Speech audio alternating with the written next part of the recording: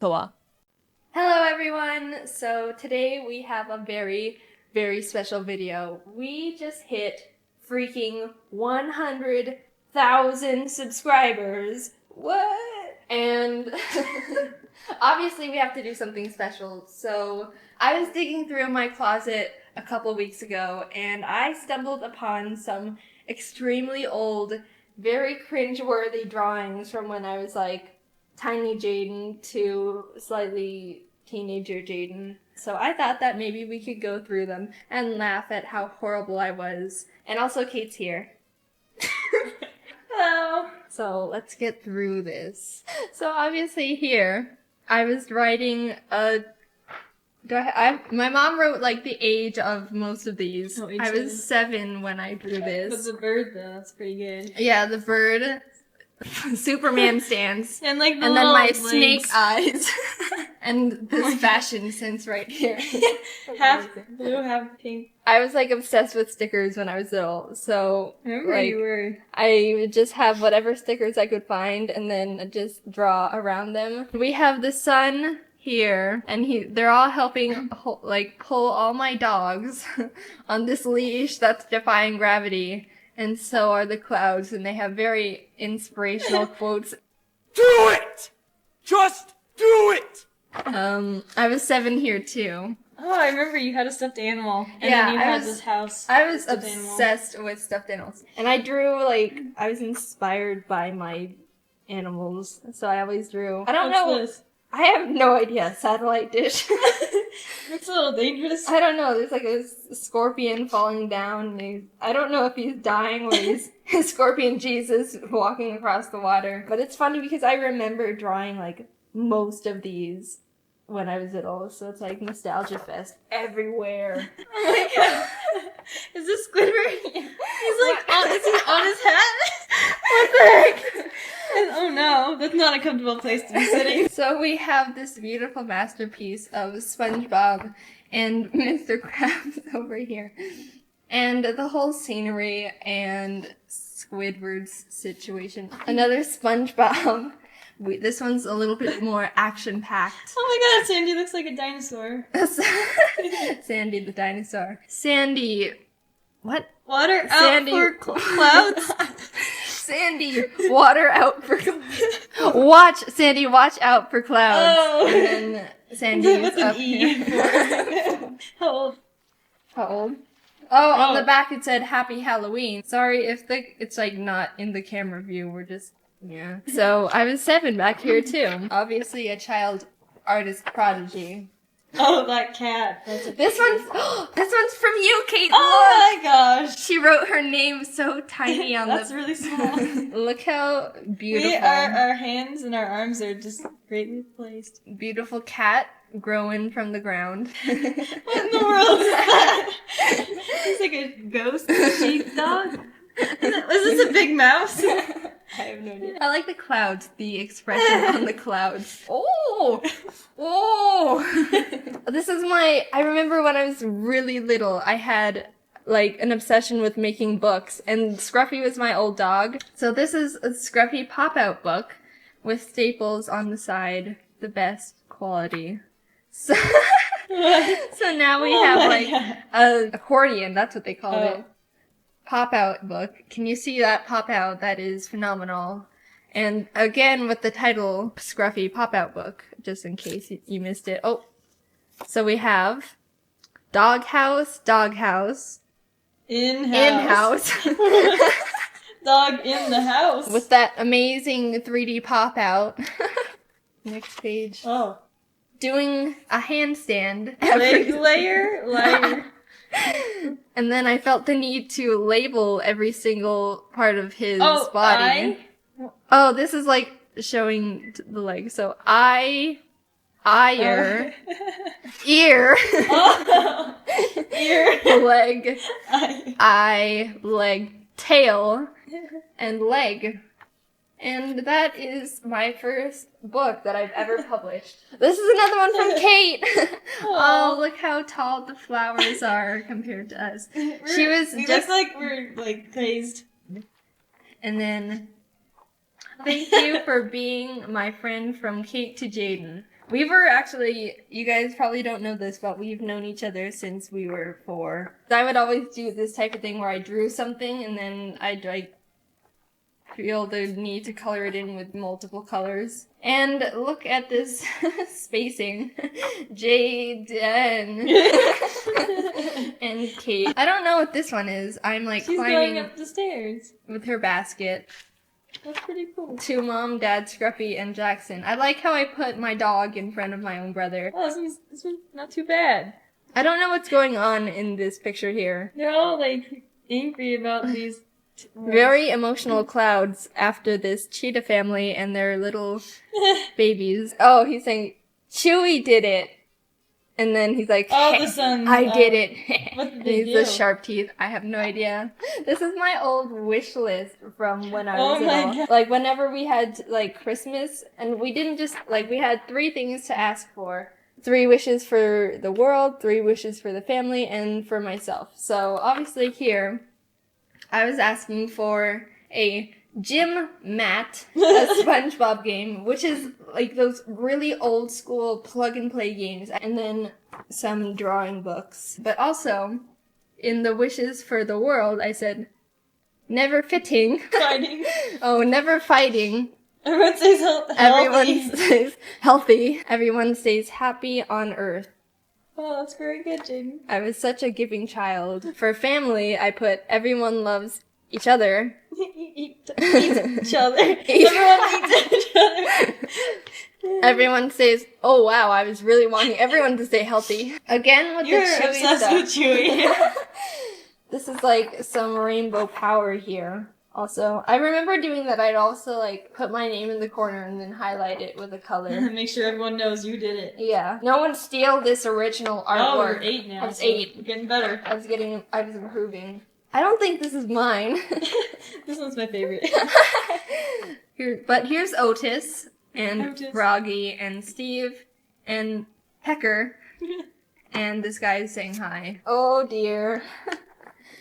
So it says in bold words, to Mommy and Dad from Jaiden. And I have a cat, a pet cat, that I can't have in real life because I'm allergic. And also, I have these wonderful double pants going on. I would like fold my drawings in the most ridiculous tiny squarish ways.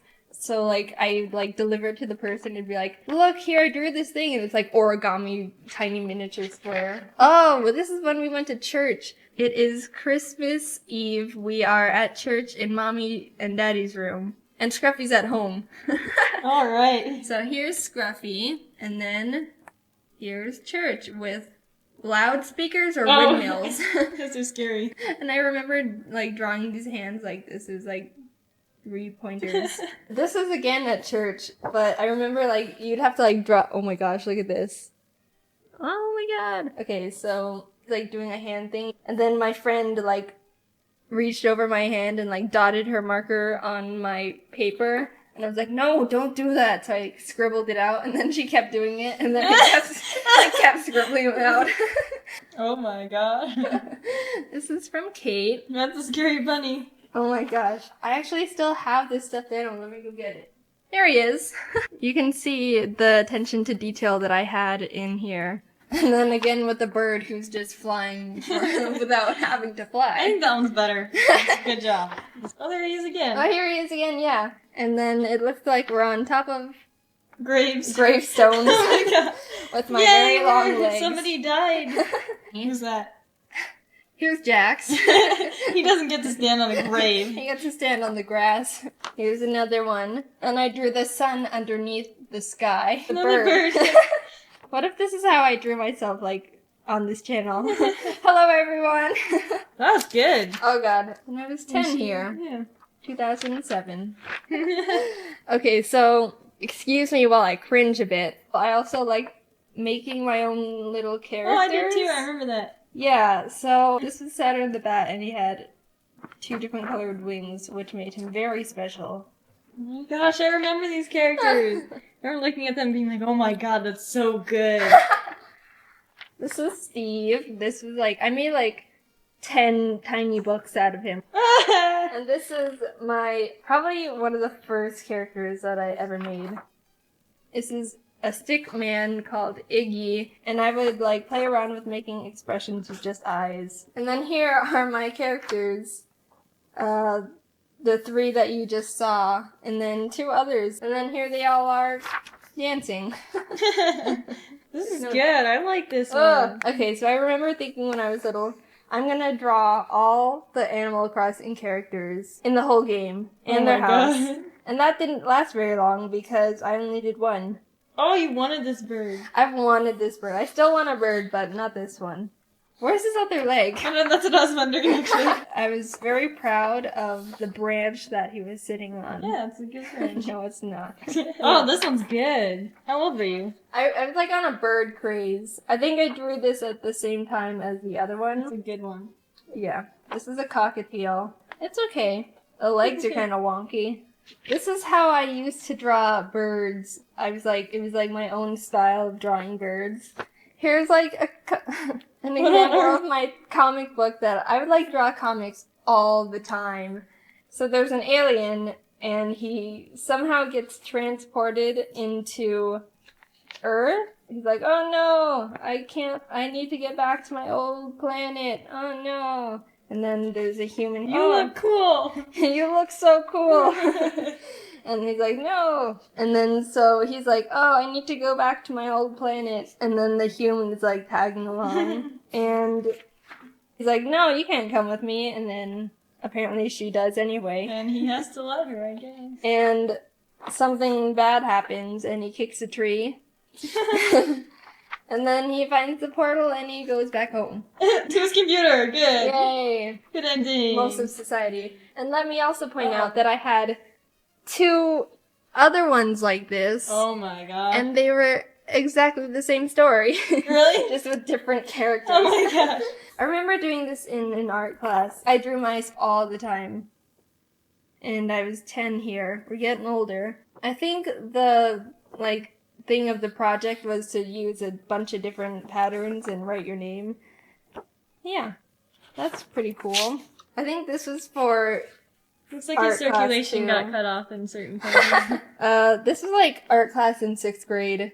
And she's like, okay, draw a castle. And I was like, That's a good one. And then there's I always had something funny going on in the picture. So there's a little guy who's like, wrong address.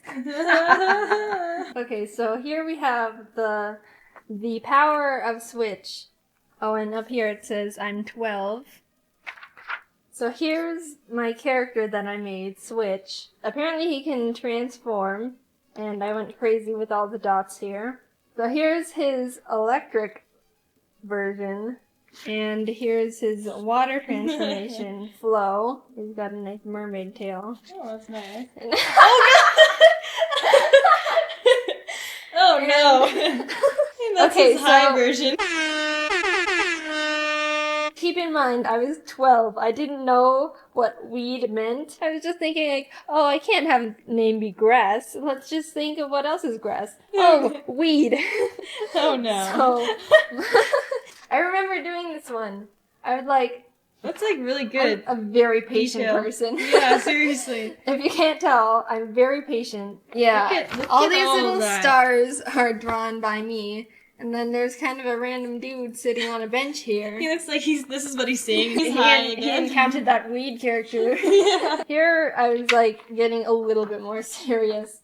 So, I don't know if this will pick it up, but it was like a bird. I remember finishing this, I was like, wow, I'm really proud of this. And it's okay, the wings don't really make sense, but I was 13 here. And here's another character that I was like that one. obsessed with, a bipedal wolf. And he's aggressive here, and then he's sitting down, aggressive. Aggravated. Aggravated. When I had binders, I'd always want to draw a wallpaper for Superman them. sheep. And I wanted to do a sheep one.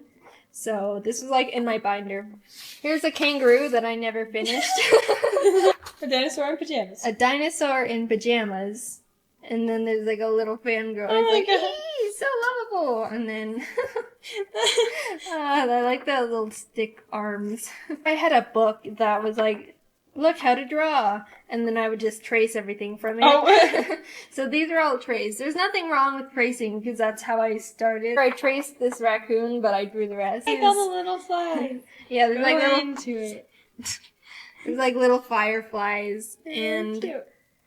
I was like, how do I draw trees? And I was like, oh. I still don't know how to draw trees. This is from a manga book. Yeah, I was like obsessed with this You were. book. It was about Yeah. this guy who recycled his bottle and then it came to life and it was like his pet. I drew like random sceneries when I was bored.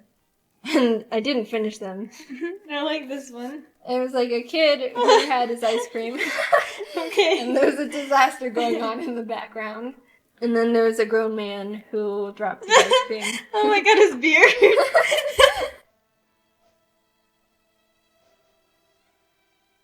I remember like only knowing how to draw dogs. So that's all I would draw. And this is like a bunch of dogs all over this person who's like, puppies! I wanted to give the internet browsers a persona for some reason. So here's like here's like Google Chrome and she's got her Oh little my alien. gosh. And then here's Firefox. When was this? I don't know.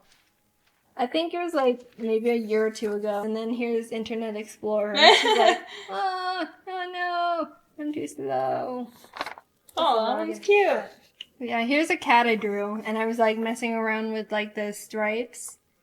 It kind of turned out cute. I really like that one. Yeah. Here's when Jaiden Animations was not even a thing yet. This was when I was just dreaming of starting a YouTube channel. And this was how I was going to draw myself. You can see how much it has improved over the year, but that's like, I don't know. This is like weird because this is before the channel even started. And now looking back at it, when we're at 100,000, that's so weird. This is actually the first way I was going to draw myself. Would you guys still have the same impression of me if I drew myself like this? Trying to see what I wanted Jaiden Animations to look like. And look at that. There it is, right there. That's what I used. Then I don't know what this one is. It says, go away, I'm drawing. Sounds pretty good right there. This is like a funny dance, apparently. I need more paper. I need more paper. I remember I was like, oh, I don't have any regular printer paper, so I had to use lined ones. And then these were like my drawing notebooks. I always had like comics filled with these characters I made.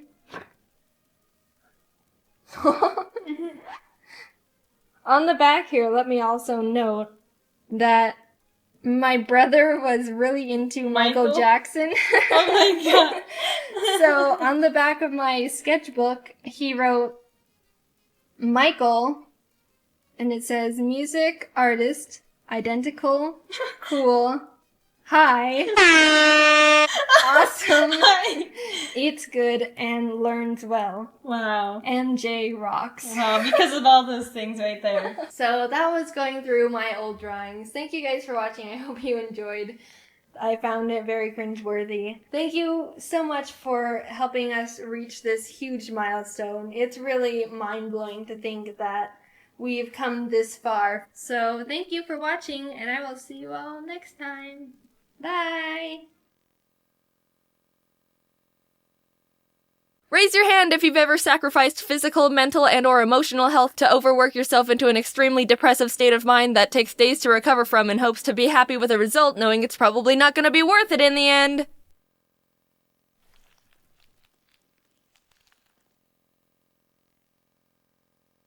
If a friend came up to you and said, "Hey, I'm gonna go run 50 miles and refuse to eat, sleep, or take care of myself until I'm done," you'd be like, "No, you doof. That's a horrible idea.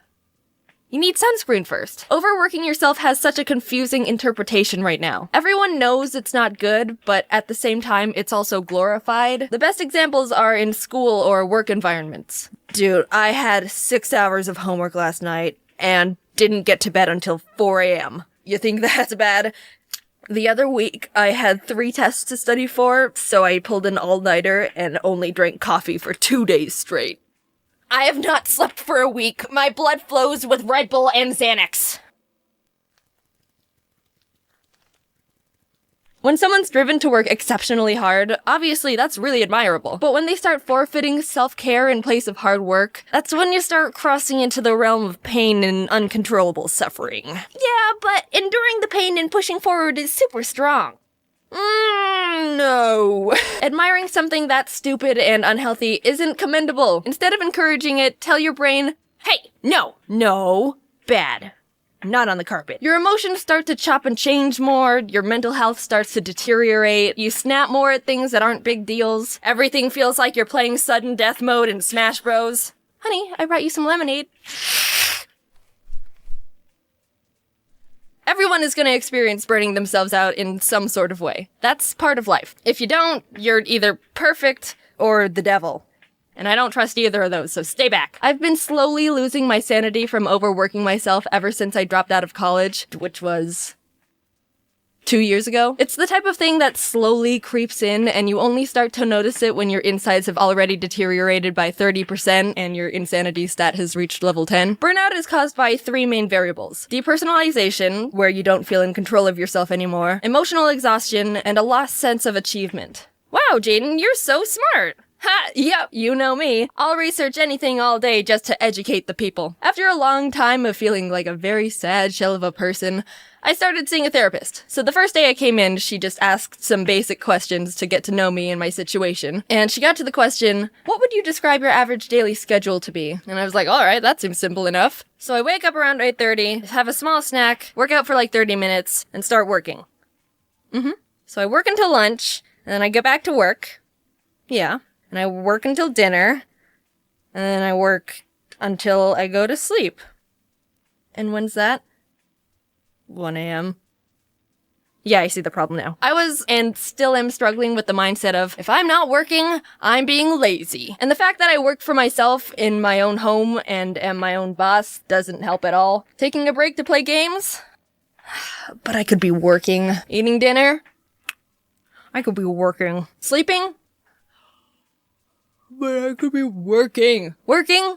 But I could be working harder. I'm not saying this just for you, but for myself. It's okay to take personal time for yourself. Don't work your life away. I'll take a break when I'm dead. Frick. I never got to come up with a funny tombstone. I asked a bunch of my friends about their experiences with overworking themselves, and they were all like, oh yeah, burnout is torture and can go frickin' suck a jellyfish. Their stories consisted of not sleeping for hours or days on end in exchange for more time to work, denying themselves food or water until they finished something, breaking for a minute to go to the bathroom only to go right back to work, snapping at friends or family for no reason. It sucks, because these aren't even uncommon experiences. It feels so good to be validated and admired for working hard, but there's a slippery slope there of accidentally forgetting to keep yourself alive and sane if you're not careful. I'm here to save you from yourself! What? What? Wait, I've got to study for final exams! No time! Go take a nap! 46% of Americans drop out of college anyway! I'm kidding. School is important. If you drop out, you don't get to use me as an excuse to your parents. But it's important not to die from burnout. Or in general. Don't ever die. I also asked my friends if overworking themselves negatively impacted their relationship with the end product, and there were 2 different interpretations. Some of them said, holy frick, yes, I hate that thing now. Stressing and pushing themselves too much made them sloppy and make awful mistakes. They cut more corners and agreed the final product suffered because of the pressure they put on themselves. Another friend, with better hair, described it as being a sick, twisted reward for unhealthy behavior. Of course, they were able to finish the project, which they wanted, but the steps they took to complete it led to painful burnout and definitely was more emotionally damaging than if workflow was more evenly distributed. My scientific conclusion? You suffer either way. Here, have some tips to not be emotionally damaged for a week after overworking yourself. Don't do too much of the same thing without any sort of change whatsoever. You're not a mindless work zombie in a hamster ball. Doing the same thing over and over and over and over and over and over and over is a formula for absolute misery. Atrox, who helps with animating the videos, had a good analogy, so I'm gonna steal it. So say you like chocolate. I do like chocolate. No one asked you. So imagine you hypothetically enjoy eating chocolate, but when you only eat chocolate and nothing else, you feel sick. That nauseous feeling in your throat and stomach that makes you want to lay down and throw up for the rest of the day. It's the same with anything else. Do more than just work and eat hypothetical chocolate all the time. 'Cause otherwise... Take time for self-care. Yeah, it sounds generic and straightforward. So then do it, you dummy! Spend time with yourself. Do something that'll refuel your juice tanks. When you're running on empty, you gotta take time to fill the tank back up to full. Don't just try to avoid the inevitable by pouring a little cup of gas in and hoping that'll tie you over. Enjoy yourself! I'm not yelling at you. I'm yelling at me, because I still have a really hard time with that one. Take a shower. You've probably been working for 5 days straight. Take a break from social media. Sounds cliche, but it works. Spend time with friends. If you have any. Do some stretches or something that includes moving your body. Exercise equals dopamine, which means less depression. Yay! Stick to a healthy sleeping schedule. If you're a farmer, I am a farmer. No one asked you. You gotta tend to a variety of fields instead of hyper-focusing on the same one every day. Push yourself to always be trying something new or focus on improving. It's easy to get stuck in the same grind of consistency. Everyone's a unique, special snowflake, but eventually your brain is gonna start craving something different, and if it doesn't get anything new, it throws a tantrum. You get more excited about things you're going to learn and get better at. Spice everything up. If you're a lumberjack, I am a lumberjack. Will you cut that out? You can't keep swinging your axe continuously at trees all the time. It'll start getting too dull and become difficult to keep going. You gotta take time to stop and sharpen your tools. Keep things balanced. You can create your best ideas when you're not stressed and overworked, and sad, and tired, and feel like poop. Wait, I thought you were a farmer. No one asked. Hey ho, it's me again. Hope you liked the video, and as a pact to myself, I promise to not pull any all-nighters while making it. I'm not sure about any of the other members of the team. If they did, they're fired. Anyway, big update. I moved to LA. I always thought I would live in Arizona my whole life and die of a heat stroke, but so many opportunities opened up to me in LA, and I've got so many great friends there, and I'm so freaking excited. Moving was a pain, and that's what I've really been busy with, but I'm mostly settled now. LA still intimidates me because the people here can be a lot, but I'm doing my best. I'm excited about the future, I'm excited about the videos, I'm excited about some projects in the works. Also, school is starting up again. Sucks to suck, and I wish you the best of luck, soldier. Maybe you can be the 54% of Americans that doesn't drop out. Anyway, thanks for sticking around, and bye. As of now, Jaiden Animations is officially 10 years old. Yes, I know I technically made the channel in February, but shut up, I don't count that. On July 23rd, 2014, I uploaded my first ever animation to YouTube. Hey everyone, my name is Jaiden, and welcome. Alright, that's enough, you get the point. It's kind of old news that a lot of content creators have started retiring, especially after hitting the old 1-0. Making content on YouTube for 10 years has significantly changed the entire trajectory of my life. I started Jaiden Animations when I was 16. At the time, I was super shy, quiet, anxious, knew nothing about the world. I could count the number of friends I had on one finger. But not in a sad way, I liked my simple little life. For the longest time, I didn't even realize YouTube had channels or that people were uploading things like vlogs and series and skits. I mean, it was definitely less established at the time compared to now, but I saw YouTube as just the place to watch funny cats and compilations of people getting hit in the crotch. The way I found out about this whole online world was after coming home from school one day to find my laptop not turning on. Meaning, I couldn't play Minecraft anymore. We've all been there, it's tragic. To satisfy my desperate Minecraft hyperfixation, I typed Minecraft into the YouTube search bar to see if anyone just so happened to upload any Minecraft-related videos. And oh, were there people uploading Minecraft-related videos. My world expanded exponentially at that very moment. YouTube channels, subscribers, people uploading content for an audience that looks forward to their videos. The first channel I ever subscribed to was a Minecraft YouTuber who I don't even, I'm blanking on the name, but I was now aware of YouTube as an actual community beyond funny fail compilations. Watching videos became a huge part of my day-to-day life. I'd put stuff on when I wanted to relax, laugh, needed background noise. If I was having a tough day, I would lock myself in my bathroom, lay on the floor, and watch videos on my phone, and I'd feel better. Even before making content myself, YouTube was an essential part of my life. I branched out from Minecraft to general gaming videos, even the occasional vlog series, until I stumbled upon a very special video in my suggested feed. An animated story time from a YouTuber called Domix. It was his emails video. I remember it so clearly. After watching it, I immediately binged his whole channel. I loved his animated stories. They made me laugh so much. For the first time ever, I thought to myself, I want to do stuff like that. I want to animate. And around the same time, I was really into Aya's Cupquake's Minecraft Oasis series and had even sent in a few fan arts I drew for her. She posted a couple at the end of her videos, which genuinely made me so extremely happy. I was totally freaking out. Anyway, in one of the episodes, she mentioned that she wanted to find an animator to animate some of her funny Minecraft moments. And suddenly, I saw the stars align in front of me. I sent her a little message attached to another fan art, basically saying, "Hi Cupquake, I'd love to animate for you if you're interested." And she ended up reaching out and was like, "Hey, we love your style and would love to work with you. Do you have an animation portfolio we can look at?" To which I responded with, so I've never actually animated before.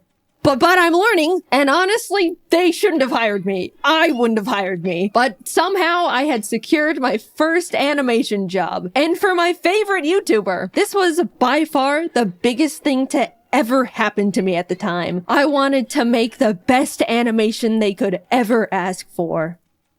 Now, I just had to learn how to animate. No joke, I literally typed "how to animate" and Adobe Flash tutorial into the YouTube search bar. That's how I learned. No class or school or nothing. I vividly remember opening Adobe Flash for the first time and wishing I could just skip forward in time to when I already knew how to even use the program because I was so confused. Humble beginnings, what can I say? And honestly, that's all it takes. People ask me all the time how I learned to animate, how I do this and that, what program to use. But you already have the biggest source of free online information at your fingertips. Just type whatever you want to learn into the search bar and people will literally teach it to you, no strings attached. While working on the animation for Cupquake and her husband Red, I talked to them about how I also wanted to make YouTube videos, that I wanted to animate little stories but was too nervous. They were both really supportive and encouraging, saying they'll put a link to my channel in the description of the animation to help me and stuff. I'll be completely honest, if Cupquake and Red didn't hire me and offer to help give me that initial push to start a YouTube channel,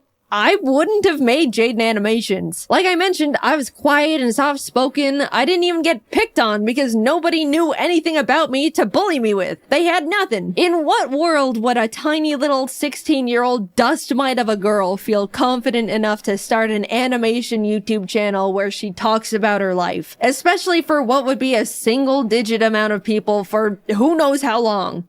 I'll tell ya, she does it in a world where she feels encouraged and inspired by the people she looked up to. There's so many timelines where none of this ever happened. So much had to come together just for me to start.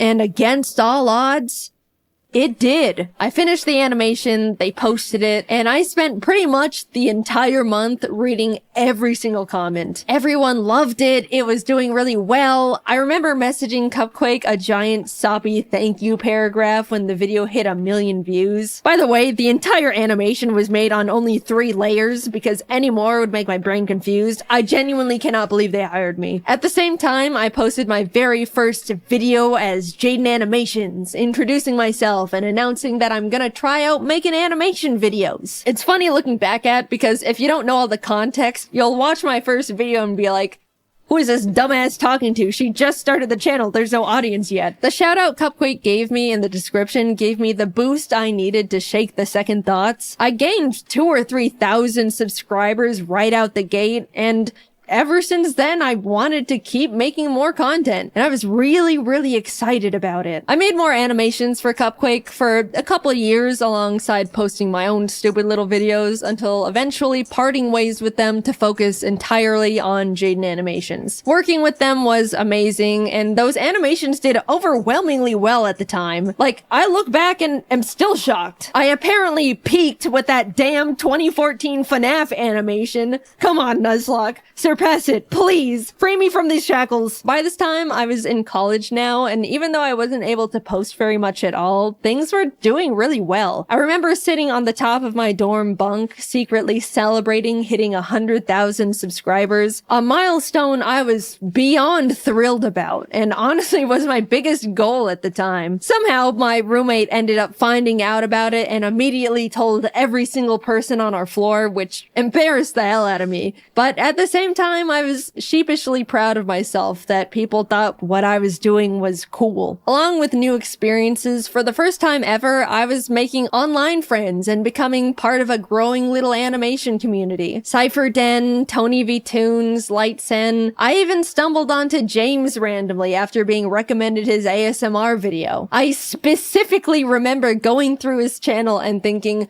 I can't believe this guy doesn't have more subscribers. He's so funny. And well, would you look at that. After finishing my first year in college, I ended up talking to my parents about taking a gap year to see where all this YouTube stuff could go. They were, of course, hesitant at first. Making videos on YouTube for money? Can you even do that? But eventually agreed and have been my biggest fans ever since. I was officially doing YouTube full time. I don't really know what happened, but a few months later, James started blowing up. In our little animation group chat, we were like, whoa, James, congrats. What's happening? And he was like, I don't know. Oh my God. And then I started blowing up too. And suddenly the entire Storytime animation community was rising and thriving. It felt like we were strapped onto a rocket heading straight for the stars. People really loved watching Storytime animation. We went to our first ever VidCon and there was a whole line of people that wanted to meet us, which is a crazy experience for our first convention ever. Since then, everything has kind of just been history. I kept posting, obviously, met new people, made incredible friends, started building my own animation team, learned a lot about the world, but most of all, being on YouTube forced me to grow thicker skin. I'm sure most of you can relate to some degree. Mindless hate, online arguments, people nitpicking and speculating that you're actually a horrible human being. Because of how normalized posting content is now with TikTok, Instagram, Twitter, YouTube, I'm sure everyone has gotten their fair share of the hate hammer, but 10 years ago, it was pretty much only big online personalities who were familiar with it, and it comes at you pretty fast. Suddenly, you have to figure out how to hide your personal information and tell family members to private their Facebook accounts, which they don't know how to do. Scary emails come in, uncomfortable comments, lots of uncomfortable comments. I got doxxed one time because someone speculated I was a narcissistic liar because I claimed to be shy and introverted, but would get loud sometimes when reading scripts. Also, fun fact, I never planned on being public with my full name, but the reason it got leaked is because my old high school published an online article about my channel and dropped the full government without my permission.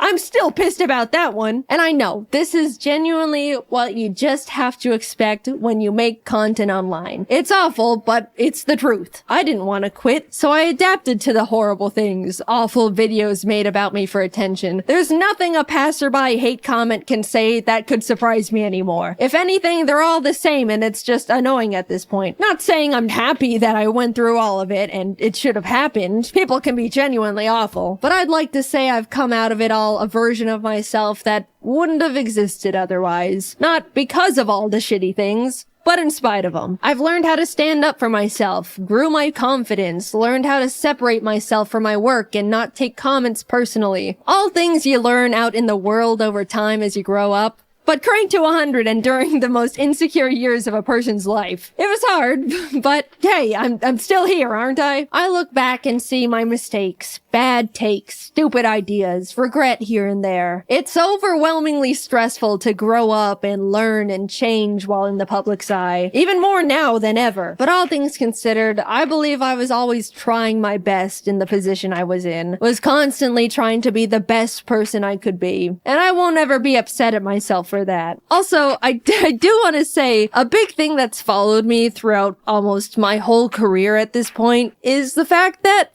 yeah, I've talked about mental health and things I've struggled with at the time, like anxiety, depression, rock bottom confidence, etc., etc. I've definitely spilled my guts out on the floor in front of the internet a couple times in my day, and there's no part of me that regrets it at all. A lot of people have told me that they felt more understood or learned things about themselves through those videos, but as a now adult that's had the time to grow and adapt and overcome these things, man, you guys kind of still think I'm a little bit pathetic. I see comments all the time when I'm in my friends' videos or being involved in a big event, and so many people go, wow, I can't believe how far Jaiden's come from being this puny little scared teenager. I'm so proud of Jaiden really stepping out of her comfort zone here. She is just so brave for showing her face after dealing with such low confidence. That one's always funny because it can definitely come off like I should still be self-conscious, which I'm not, by the way. I get what those comments are saying. I really do. But guys, not everything I do has to be brave. I'm just doing fun things with friends on camera. We don't need the 24/7 Jaiden cheer squad busting out the trophies and medallions every single time. And we also don't need the Jaiden defense squad scrapping with anyone that says anything non-positive about me. It's the internet. People have the right to not like me for whatever reason.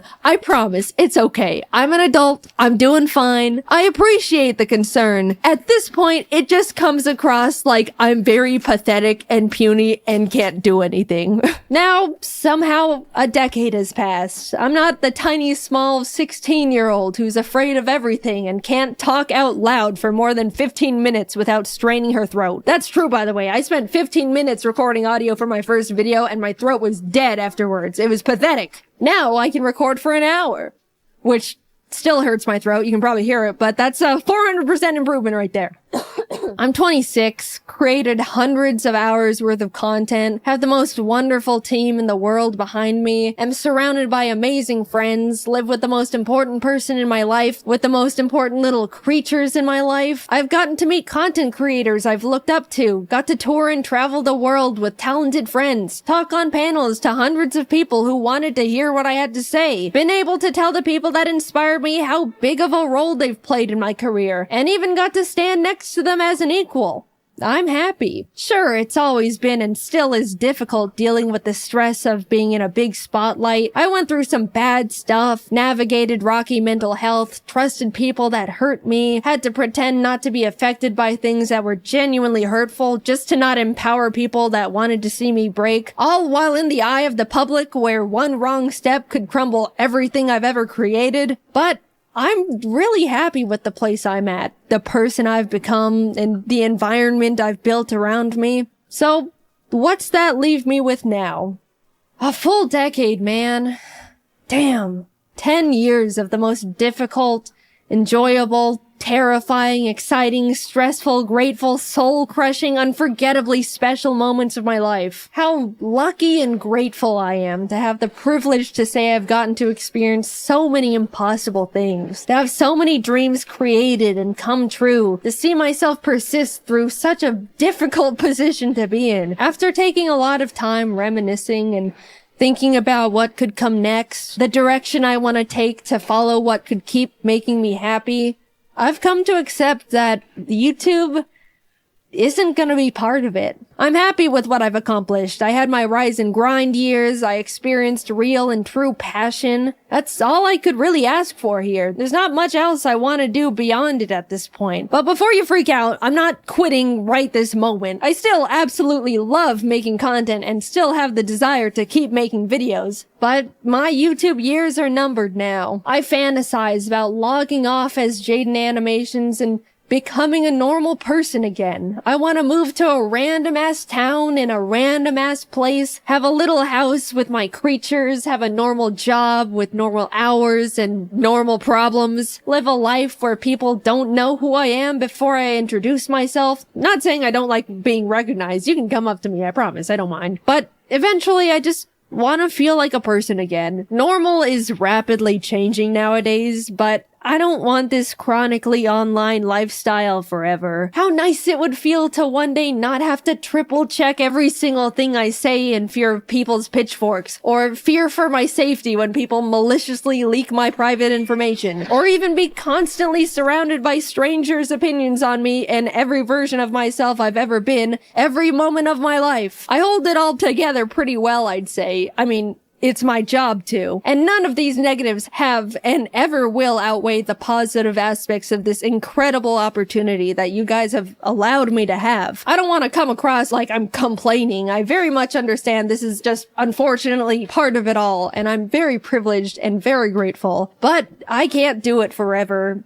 And I don't want to. I want to feel like I have the time and mental energy to pursue new hobbies, experiment with other things that can make me happy. Making content for YouTube never leaves my head. It's the case for every single content creator on the platform. There's no clocking out, there's no weekends, there's no breaks. You can't just leave an office and not think about it. You're constantly brainstorming ideas, managing everything, schedules, employees. Sure, you can work and live anywhere you want, go on vacation at any point, build your own schedule, but it's always there. Like a black hole in your mind. It's just so exhausting. I haven't felt like I can sit back and enjoy something in 10 years because I simply do not have the time if it isn't for a video. Yeah, that's just how self-employment works, but don't forget about all the other fun stuff I've already mentioned on top of it all. I don't know what I want to do career-wise after retiring from YouTube, but I romanticize the idea of just getting to rediscover myself. Maybe I want to learn how to make custom plushes and open my own little shop, take art commissions, be a teacher, maybe an art director. It's gotten to the point where I think about that little life every day, and I'm actively aiming and walking towards it with every decision I make. Oh, let me tell you, I genuinely cannot wait to live it one day.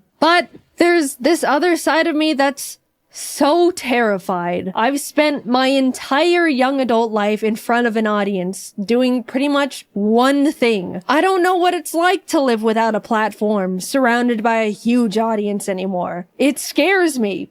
Like a lot.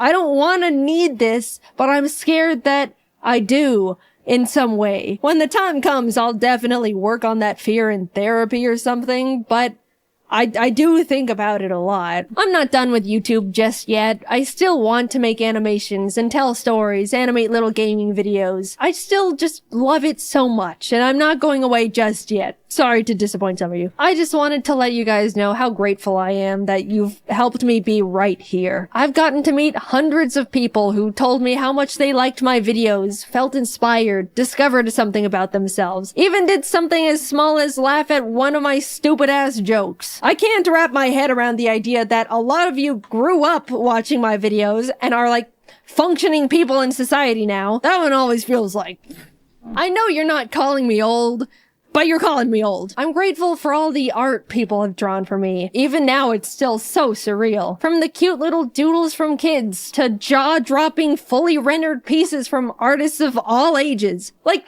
you guys are better artists than me at this point. What do you mean I inspired you? Why does my art look like that then? The whole reason I show fan art at the end of my videos is because I look back at the feeling I got when Cupquake put my art in her videos, and I want to be able to give that back to other artists. People have told me they watch my videos to laugh, listen to while working, to feel better after a crummy day. All the ways I used to consume YouTube back in my day. Even though it's easy for me to tell myself, they're just little stupid videos I make. What's the big deal? It kind of also feels like I get to contribute to a cycle I used to be on the other side of and pay it back. I don't know, it just feels good knowing I've made stuff that's made people feel better in a way that other content creators used to make me feel better. I've rambled quite a bit, but thank you for letting me make these silly videos for 10 years. I never would have thought any of this could have happened to little old me, and definitely not for this long. I absolutely thought I would have been tossed aside and forgotten by now. I look back at when things were starting to roll, and I was like, I've got like a 3-year shelf life left.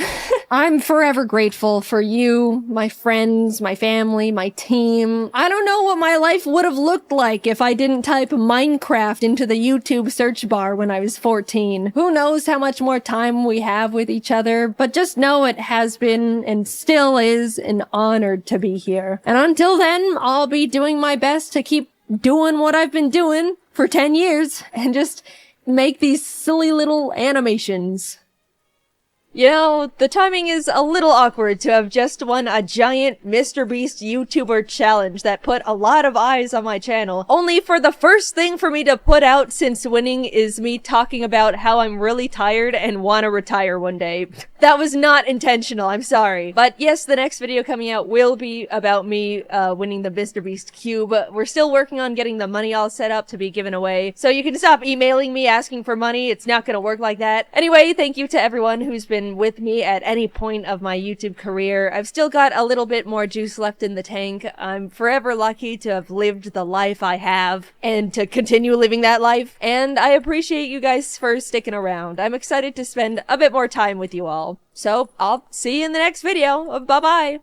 I woke up one day with an itch to play Mario, but Mario is a fairly simple and easy game to play. And I can't have that. So I decided to see what would happen if I blindfolded myself and had someone verbally guide me through the game. I called up my most chaotic friend I have, Jacob of course. We plopped down in front of the original Super Mario Bros. And gave it a shot. Our first attempt wasn't that bad, all things considered. So you know how 1-1 looks, so just kind of walk forward and jump over the Goomba coming up.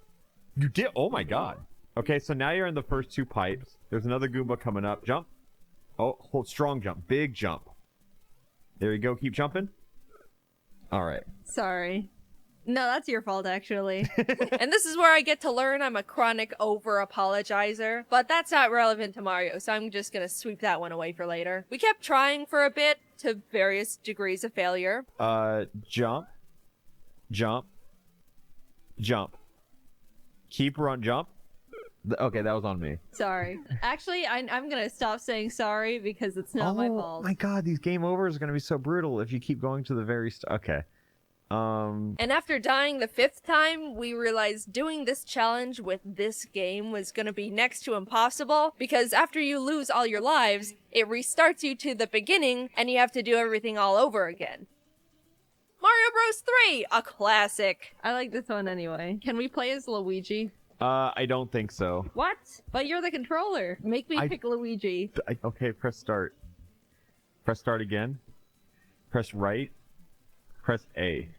Alright, now you're Luigi. Awesome. Different game, yet same situation. Run and jump again. Now, keep going.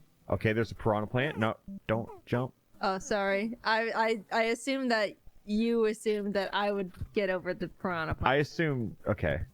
Jump. Jump. And again. Oh, you jumped. I was like so shocked you made it. I forgot to tell you to jump over the pit. Jump, jump, jump, jump, jump, jump. There we go. Jump. Okay. Okay, let's be cool and calibrate because it's the furthest we've gotten. Yeah, yeah. So let's go a little slower now because I think this is pretty easy. Moving? No, you're just not moving at all. How's this? Jump. So now we're dodging some piranha plants. Jump forward. Jump, jump, jump. Oh my god. Okay, keep jump forward. Jump forward, jump forward. It's looking a little scary. Okay, big jump forward. Run? Yeah, run forward. All right. Okay, will you just take like 1 step to the left for me? Okay. Oh my god. After getting a bit further and further with every few attempts, kind of a 2 steps forward, 1 step back situation, we managed to beat the first level in around 10 minutes. Run, jump, big jump forward, but like instantly. And just keep holding forward, okay? Like that? Run forward. A little bit more. A little right. A little right. And hold jump. Yeah. We did it! We did. That was so stressful. Oh, I just now realized- imagine watching it. It was a small achievement in the grand scheme of things, but it was the first shred of proof that we could at least build enough teamwork and communication to accomplish something together, and that's a big deal in this situation. We entered the second level and started chipping away at it when we realized this game also starts you over if you lose all your lives. Oh. What? So, Do we have to do it again? yeah. Super Mario World! What an awesome game. The funny thing about using this game to do the challenge is it continues the tradition where I still have yet to play this game like a normal person. The first time ever touching it was the Kaizo Mario ROM I played a while back, and now I'm playing it blindfolded. I still, to this day, have no idea what this game actually looks like. So we started from scratch yet again, and we're trying to figure out a plan of action. We decided to only play up until the first castle because beating the whole game would have been genuinely awful for everyone involved, but since there's 2 ways to go, we had to figure out how we wanted to play the game. So, do you want to try and clear this whole island or just make a beeline straight to the castle? I just want to beat it. Okay, then yeah, let's go right. Are you kidding me? Oh my god, I'm so sorry. This video is not going to be easy. And this is where I get exposed in front of millions of people. Okay, I'll admit it, I don't know my left and rights. Like, it's really bad. So keep running to the left. That's the right. A little to the right. Hard left jump. Oh. Left, left, left, left, left, left, left, left. I saw that. I don't know how I never learned them. I think maybe I just faked knowing them as a child and got away with it somehow. And now I'm like this, finally reaping the consequences 20 years later. I've tried to use those tricks to help me remember, like the one where they say, if you hold up your hands in an L shape, then the one that's a real L is left, L for left, and all that. But like, I do that, and in the moment, they both look like L's. So, anyway, Jacob is realizing now that he is partnered up with someone much more incompetent than he initially thought for this little gaming session. Onto the left path we go. Do a run, jump, and then stay still. Jump. Run. Run forward. Oh, wait, stop, stop, stop. A. Run, and then stop. All right. Huge. Jump forward. Okay, wait, still jump Now, yeah! Sorry. Okay, well, short-lived mushroom. Okay, walk forward. Okay, stay still. Jump forward. Okay, let's walk up a little bit. You can put some oomph in it. It's a slope you're climbing up. Now chill. Oh, a little more. Little more. A lot more. Even more. Oh my god, just, I'll tell you when to stop. Now stop. Jump forward. Jump, oh wait. Jump forward. Jump, ooh. Jump forward, jump forward, jump forward. Alright, jump forward. Jump again. Okay, stay still. Jump to the right. Jump. After a lot of struggling and still not beating the level, we decided we should just make a beeline straight to the castle for our own sakes. And that was a good idea because we beat that one on like our first try. Time your jump. Now go. Keep run, jump. Just keep running. That's it. And you hit the bar. Did I? Yeah. That level felt like it was made for the blindfolded players. Even though that little win felt good, our newly blossoming confidence was short-lived as Jacob realized what the next level was. I didn't know if it automatically, I have to walk to it. No. Oh my god, this is... Uh-oh. This was a platforming level full of timed jumps, changing blocks, moving platforms, and a death pit over nearly every jump. It was truly the worst thing we experienced. What kind of jump? Medium. And jump again. Oh. Walk a little bit. Jump right. Need a little more jump from that one. A little more. Now jump right. And jump right when I say go. Oh, sorry. It's fine for you to mess up, but let's not jump to the left. Okay. Out of panic. I just feel like it'll undo my mistake. No, it doesn't. Okay. No. Jump forward. Jump forward. Okay, so that's 3 tight jumps. You're not dead though. Okay. What? Go to the left? You were just stranded. After making absolutely zero progress, we decided to backtrack again and play the optional level we tried in the first place, to the left, so we could flip the switch and make this level actually possible with a blindfold on. We were prepared to spend a lot of time on it again, like last time, but I guess after working as a team for like an hour at this point, we were starting to get the hang of it more. We were building more of a language for ourselves. We barely got to the checkpoint the first time we tried it, and then coming back to it, we beat it immediately. Jump. Big jump. All right, perfect. That's where we died last time. Oh, okay, cool. Okay, so keep going to the right. Jump forward and mash jump again. Oh, you didn't jump. That's fine. Damage boost. Keep going right. You can commit. I just got so scared. Did we do it? Yeah, we did. Oh, yay! The switch was hit, and back to the worst level ever we go. But this time, a tiny bit easier, because at least we don't fall to our deaths every jump anymore. Jump, jump, jump. Good. You're going to medium jump to the right, and then you're going to do a big jump when I say go. Okay. So, medium jump. Perfect. Little left, jump. I never said right. I didn't know. Why would you assume something at a time like Because sometimes this? you say jump and I'm running right. And... No! If I could paint you this... Actually, Jane, take off your blindfold. Just look at this freeze frame we have. Okay, you're at the mushroom block again. Okay. So just press your A and then walk forward. What happened? You got it. Medium jump right, and again on go. I have no idea what happened there. Okay, so go to left and jump. Oh, no, you're just dead. Okay. That's fine. That's fine. He walks off the edge. No, he doesn't. Oh my god, run, jump forward. Jump forward. Jump forward. Okay. Go. All right. Perfect. Walk. Again, too much is death, so walk a little forward to the right. A little more. That's too much. What made the level really hard as a duo of helpless blindfolded person and guide dog was all the really tight and timed jumps. I don't know how big or far of a jump I need to do ever, so Jacob needs to try and explain every single one to me the best he can. And even understanding this is a tall jump with medium distance, I don't know how to do that. What's that mean? I just have to click the buttons and hope I clicked it the right amount. And if I don't, I hear the Mario death sound and Jacob sigh. Plus, a lot of the jumps had to be perfectly timed since the platforms move. That was like the worst part for us. Big jump to the right. Big jump to the right.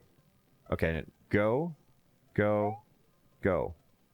All right. I take a few milliseconds to process the action and input I need to make, do it, make it a third of the time, and then Mario slips off anyway because his shoes got no grippies on him. We finally make it to the checkpoint, and it doesn't even feel good. It just gets worse. We've spent so much time on specifically this level, and only just now made it halfway. We keep trucking through. At this point, I think it's really starting to take a toll on Jacob. Oh, I passionately dislike this level. This is the hardest possible level to be blindfolded on. Okay. Oh my god. You didn't have the momentum for it. Oh, this is so hard. Oh my god, Jaiden, you do not understand how hard this situation is. Oh, this fucking level, Jaiden. This is so hard. We got to the end. We can do it again. Okay, hard right. Huh. I guess this isn't really, like, that big of a challenge for me. You're kind of the one who's having to do all the work here. Whoops. My bad. Sorry. Anyway. Okay, now we're going to do a big jump to the right on go. Not that go. Oh, Sorry. So, again on go, you're going to do another big jump to the right. mm-hmm. Go. We didn't make it. Oh. And I'll tell you when to go left. Okay. Tall jump. Sorry. Jump right. That one was unfortunate. Not even your fault. Stop. Big jump right. Same thing happened again. Really? Oh my god, yeah. Okay, I'm going to start looking out for that. This level was really putting our friendship and communication to the test. We had to take everything we thought we knew as individuals, throw it away, and rebuild it all together through verbal sign language. We started implementing different rules, like, if you're explaining what to prepare for a timed jump, lead with, when I say go, instead of leading with the input, because stuff like this would happen. Big jump to the right when I say go? Oh. I understand the confusion. And since we kept dying from Mario's slippery little slime shoes, we implemented that Jacob would say left, and I pull back on the jump so we land perfectly. A big jump to the right, and I'll tell you when to go left. Go. Left. Oh, this works perfectly. We were becoming a stronger duo with every death. At least that's what it felt like to me. Jacob was still having to do all the hard stuff, so his morale wasn't quite there anymore. But after a full hour on this level... Okay, so another run jump on the cycle. On go. Here we go. 1. We're coming up on it. Go. Walk slowly to the right. I think that might be the end of the level, but I'm not entirely sure. I think it is. Keep going. Don't have a Goomba here or anything, please. That's the end. Run. Yes. Yeah, we did it. Oh, so many times I wanted to give up. But look at us now. We passed the goal and it felt like our souls left our bodies with how relieved we were. Since we'd been recording for a consecutive 2 hours at that point, I asked Jacob if he wanted to take a break, and he said, "No, I just don't think it's possible." So we took a break, one consumed pizza later, and our energy was rejuvenated, and Jacob wanted to be friends with me again. Since the levels were supposed to get more and more difficult, even though we had a pizza, we were still a bit unsure on how long their whole run was gonna be. But honestly, it turned out to be not what we expected at all. The stage before the castle was a water level with a bunch of platforms and fish and spike balls, and even though I had to learn how to swim at first... You can get out of the water, right? You just have to hold up or something?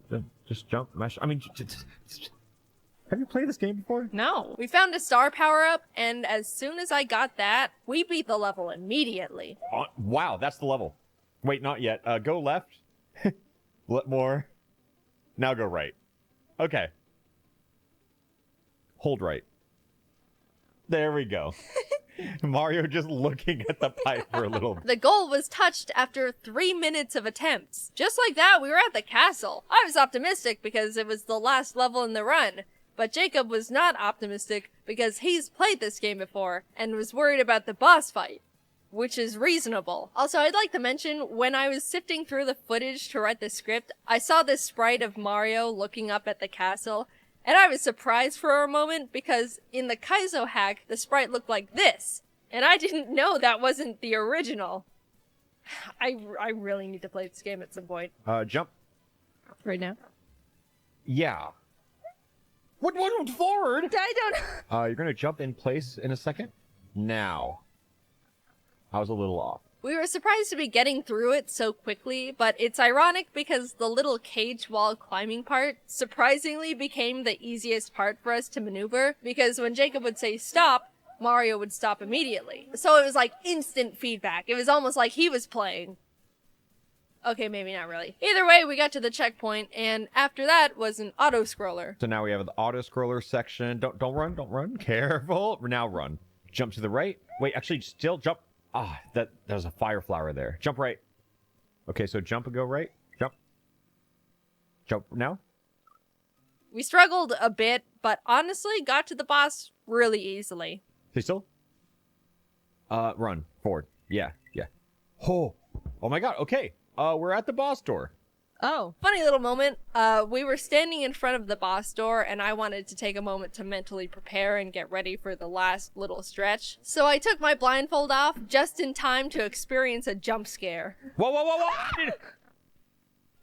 I didn't know they did that. That's terrifying. I didn't know they did that. That's so mean. The way the boss fight works is you have to jump on Iggy's head to shove him into the lava while balancing on a teetering platform. And we were really scratching our heads because how is Jacob gonna give me specific directions to jump on him perfectly, consecutively, and in the right direction if I need to keep avoiding the guy's fireballs and the ledge in general? We decided to just wing it. Jump, maybe? Maybe jump right. Okay, so this is gonna take some time. Spam jump forward. Okay. You still move forward a little bit. Get that mushroom. Alright, jump forward. Alright. Jump. Jump forward. Jump on. Fireball. Spam fireball. Jump. Okay. You did half of those things. What? I definitely did. I did. Which one did I not do? Jump. Oh. Hear 2 fireball sounds and then start spamming jump. There you go. Jump forward. Jump forward. Okay, that's fine. You got a mushroom. Jump to the left. Oh my god. What? Did we do it? What happened? We did it, but we died before the game registered it, and so it didn't count. Doesn't that sound familiar? As soul-crushing and slightly humorous as that is, at least we knew that it could be done with the right amount of luck. Which is another reason why I brought Jacob on board this project, because heaven knows I have nothing to bring to the table in that department. Fireball, jump forward. Oh, perfect. Chill. Jump to the left now. Jump to the left. Oh, too far left. Oh my god, that didn't hit. Jump. Whoa. Jump. Okay. Left and... Okay, so I think I got the strat now. Fireball, jump right. Okay, face left and spam... Wait. Now spam fireballs. Oh! That's it. What, really? Yeah. How? We got lucky. Awesome. That was easy. Yeah. By some miracle, we tossed that weird turtle into the lava without even looking at him. Probably the most disrespectful thing I've ever done in a Mario game. We beat the whole first world of Super Mario World blindfolded. What a tremendous feat we were able to accomplish together, and all because of the power of friendship. Did you have fun? I had a great time playing my favorite video game. Well, that's good. That's what matters. Did you have fun? Yay. All done. Thank you. You still want to do the rest of the game? How many levels until the next castle? No. If you're watching this the day it was uploaded and everything is gone according to plan, that means I'm subathoning right now. And now that the video's over, you can come back to the stream. So you should do that now. Please come back. Back in April, Chikawa started teasing their newest project, Chikawa Park. Despite them not revealing any follow-up details at all, I was obviously frothing at the mouth. Over the next few months, information slowly started being unveiled until finally, teaser photos. Oh my god. Chikawa is real. I had to figure out how to go. But to anyone who knows how Japan works, you'd understand this is a much more difficult mission to accomplish than suggested, because practically everything is executed through randomized lotteries. You can't just camp a website and refresh 5 times a second in hopes of being the first to buy all the tickets to resell like the barbaric ways of the West. You apply alongside 100,000 million people, then pray on your hands and knees to the gacha overlords, knowing you ultimately have no power in this world whatsoever. I lit my manifestation candles and let the overlords choose my fate when I secured tickets. Chikawa, thank you for shining your light down on me. I figured since I'm gonna be flying all the way back to Japan for the park, I might as well spend my time as surrounded by Chikawa as I can. So I ended up turning it into the most jam-packed Chikawa-themed trip I possibly could. Sarah, good friend and fellow Chikawa enjoyer, and I hopped on a plane and sped off to Tokyo to experience possibly the most obsessive yet exciting time of our lives. After landing, sleeping, and waking up bright and early, I was practically buzzing with excitement, knowing today was the day I was going to witness the most anticipated Chikawa event the franchise has created yet. Equipped to live through the most memorable day of my life, we headed off to the park. As we were driving, my head was still buzzing with questions about what the event was even gonna be like. The promotion of the whole thing had been super secretive. I really didn't know what to expect going into it. The car pulled up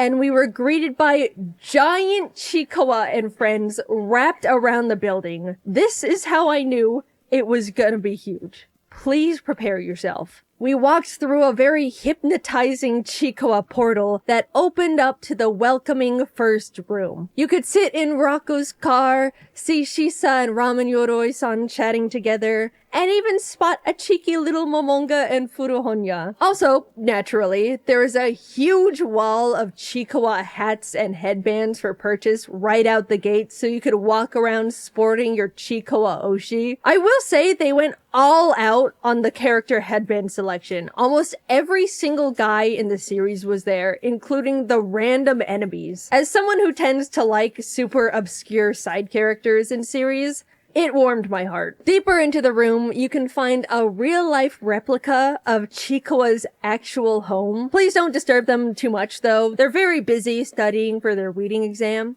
Good luck, Chikawa. I know you can do it this time, buddy. What was super cool was the specialized little photo booths they had. You and a friend, or if you're a lone wolf Chikawa enjoyer, that's cool too, sit down at one of the logs and are given the option to take a photo with either Chikawa, Hachiware, or Usagi. Whichever character you choose pops out to join your photo with their own personalized animation, which was such a wonderfully cute attention to detail. Sarah and I both freaked out when a shy little Chikawa shuffled its way over to us, and everyone in the room watched as we took photo after photo after photo, squealing at every single one. Walking by, we encountered a helpless Hachiware stuck in a ditch. Besides sitting there with him while he yelled for help, there was unfortunately nothing we could do for this poor fella as we stared at our own pitiful reflections above us. Knowing they recreated and built a part of the manga that made me cry gave me a very strange mixture of bittersweet feelings, but ultimately it was too cute to fully question the morality of it. To continue into the next section, you have to wander your way through the discombobulating mirror maze of the nightmare-inducing elephant. The lights were flashing various colors, the floor and walls were painted all sorts of disorienting patterns, everything was super wiggly, and I may or may not have crashed into a couple mirrors, who's to say. Sarah and I stumbled out of the very humbling maze eventually, but as staff came over and gave us Chikawa-themed 3D glasses, we realized we weren't safe yet,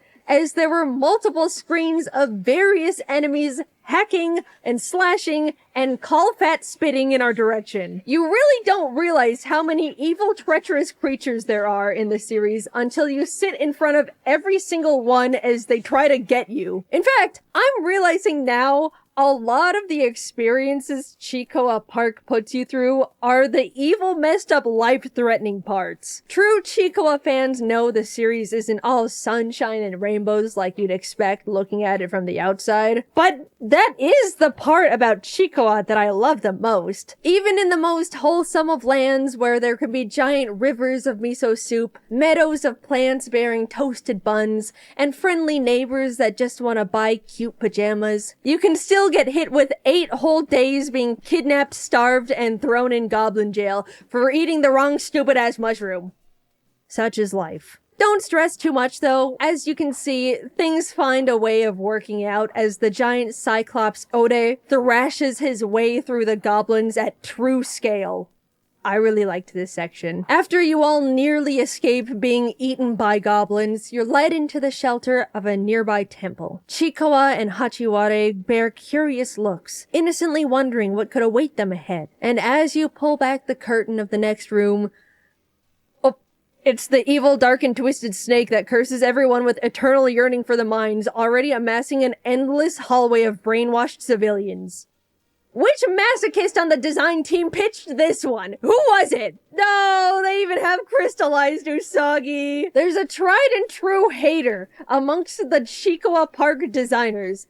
And honestly, they deserve a raise. As you try to hurry your way out of the temple, Hachiware is seen having to unsheath his tiny claws in self-defense of a guard. Up ahead, Chikawa hides behind a mirror as the snake tries to zap them with his crystallizing gaze. It's implied the beam reflects off the mirror and kills the snake, but they don't specifically show it. Yeah, I suppose we should draw the line at actual death in the silly little Chikawa Park experience. Everyone is busted up and bruised, but finally free to leave the malevolent temple. What lies past these doors? Well, with the craziest luck, we happened to be there as Chikawa and Momonga were out that day to greet people. I almost crumpled to the floor right then and there in front of every single employee. Hi, Momonga. I'm a big fan. Don't listen to what the people are saying about you on the internet. They were so cute and energetic, and they even had Chikawa Park headbands of their own favorite or related characters. Any knowers? After many, many photos with our fave, I don't care if you hate him, you can pry Momonga away from my cold dead fingers. We were led upstairs to the second floor of the park, and as we ascended, my jaw was left behind. The entire second floor of Chikoa Park was completely dedicated to custom, exclusive, never before seen Chikoa merchandise, which, yes, does imply the full story of the walkthrough experience on the first floor is you living peacefully in the world of Chikoa, getting trapped in an inconceivable nightmare maze, somehow escaping only to find yourself being jumped by every violent creature within a 10-mile radius, being thrown in goblin jail, breaking out and running away to a nearby temple, finding yourself surrounded by enslaved creatures controlled against their will to do grueling manual labor for eternity by an evil snake that crystallizes one of your best friends, watching poor anxious Chikoa pushed to kill in order to release the curse, and everyone escaping within an inch of their lives.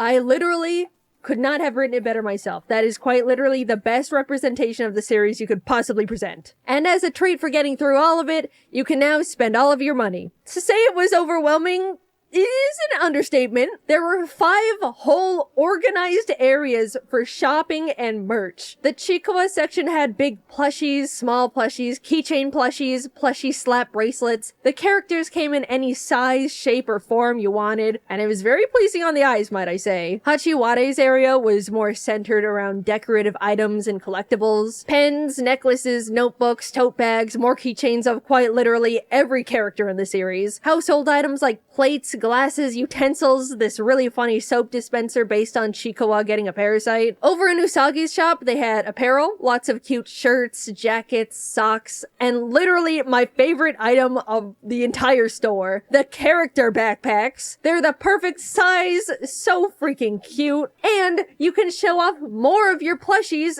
in the front pocket. Yes, I got the Momonga one. You'll have to kill me to silence my truth. Across the floor was a themed area for popcorn, cookies, various other snacks, but the part that stopped Sarah and I in our tracks was this custom keychain maker section. There were so many charm options, letters, shapes, characters, references. Sarah and I spent like 15 minutes sitting on the floor together trying to figure out what we even wanted to make. There were too many possibilities. This was probably a lot to digest all at once, so to take a little breather, we can play the little carnival games around the corner. Meatball Korogashi is simple. Roll meatballs down the chute to try and get it in the skee ball hole. You get a trial roll, which Sarah and I both sunk, and then 3 real meatball rolls, which Sarah and I both utterly failed. In the other game, Kumonosu Catcher, you had to fling the butterfly-ified Chikawa, Hachiware, and Usagi into spider webs. Kinda messed up, but look, I'm here to win.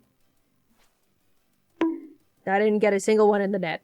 I was just trying to keep them safe. Sarah actually got one in and won a giant Chikoa pillow. Questionable morality yet again being presented in this twisted establishment, but God, it's a good pillow. Chikoa Park is such a wonderful celebration of the franchise, and I'm so happy it's been successful enough to earn such a grand building and experience. There are so many little details crafted with love and dedication that any Chikoa fan would appreciate, and the inclusivity of all the characters means there's something for fans of any creature. Yes, even that evil goddamn star that I want to splat with a fly swatter. Alright, well, that's, why are you're looking at me a little funny, I don't know what you want from... Okay, yes, we got a shit ton of merchandise. Everyone watched as Sarah and I frolicked around the merch floor, quite literally like Jaiden in a Chikoa shop. It took like 15 minutes for the employees to ring up each of our halls. Everyone was happy for us and encouraged us to get things, but Sarah and I couldn't help but visibly succumb to the shame. With what broken Japanese I knew, I tried to make conversation with the clerks while we waited. Sumimasen. Chikoa daisuki.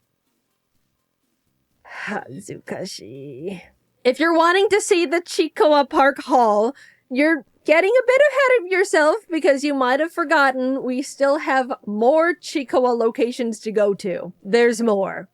so much more to add to the final haul. Next up was the Chikowa Ramen Shop. The theming of everything was so fun. It was just like a little Japanese ramen spot with all the characters designed to look like they were employees. And even the glasses and bowls were specifically designed to match the atmosphere. Sarah ordered a Momonga soda, which looked like she enjoyed, and I couldn't help myself from ordering a Kurumanju beer. Yes, it was noon.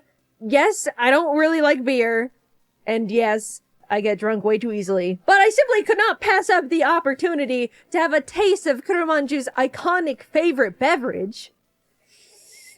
While I very carefully sipped on my breakfast, the staple and only food option of the restaurant arrived. The Chikowa Ramen. Since it has pork in it, I unfortunately chose to abstain. Sarah got to eat it though and said it was delicious, so I believe her on that one too. Also, I think I'm drunk now. Luckily, the next stop was right across from us as we walked directly into the Chikowa Cafe. And thank the Lord, because I needed something other than alcohol in my stomach. Sarah and I were fawning over the menu because not only was there more variety, but everything was so cute. Momonga Furuhonya jelly beverage, Chikowa yogurt drink, Hachiwara and egg blanket plate, spicy Chikowa curry, Usagi flan, Momonga parfait, interactable Chikowa weeding tiramisu. Look at this menu, you guys! Humanity has peaked! We took turns tasting everything, and it was surprisingly all pretty good. Nothing was bland, none of the desserts were too sweet. I've seen some comments that the curry was a bit too spicy, but honestly, I respect the cafe's commitment to an actually higher than average spiciness, especially when it's colored bright red. By the way, the special cafe collectibles were so cute. Everyone had a little cafe uniform on, and oh. Since we'd finished up our meals, we hit up the Chikowa store in the Tokyo Station Character Street, as well as the Chikowa Land shop in Shinjuku, which were both simpler, but still very great for general shopping. We were very meticulous to go through and appreciate every section of every aisle, so even though they can be seen comparatively as just, you know, typical shops, you can imagine we spent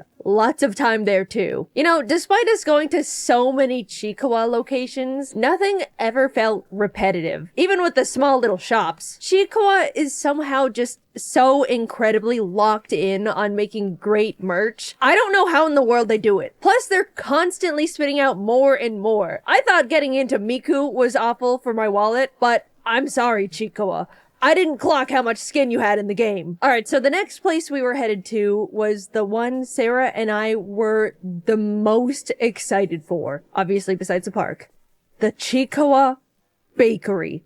And it absolutely did not disappoint. The design of the shop was divine, from the colors to the decorative characters, all the way down to the actual baked goods. Oh, it was like nothing we'd seen before. And at this point, we had seen a lot of Chikowa, so you can imagine how much weight that statement has. The treats looked so beautiful inside the display, and there were a ton more options than I was expecting. Everything was, of course, really good. I really liked the matcha momonga croissant, but I thought the Kurumanju red bean bun was the funniest little guy because it just looks exactly like him. I have consumed his beer, and now I have consumed him. Admittedly, Sarah and I absolutely lost a lot of control over the bakery's merch. Every few minutes, one of us would be like, no, I can't justify buying this thing, even though I really like it. Buy it! You'll statistically never come back here ever again! You're right!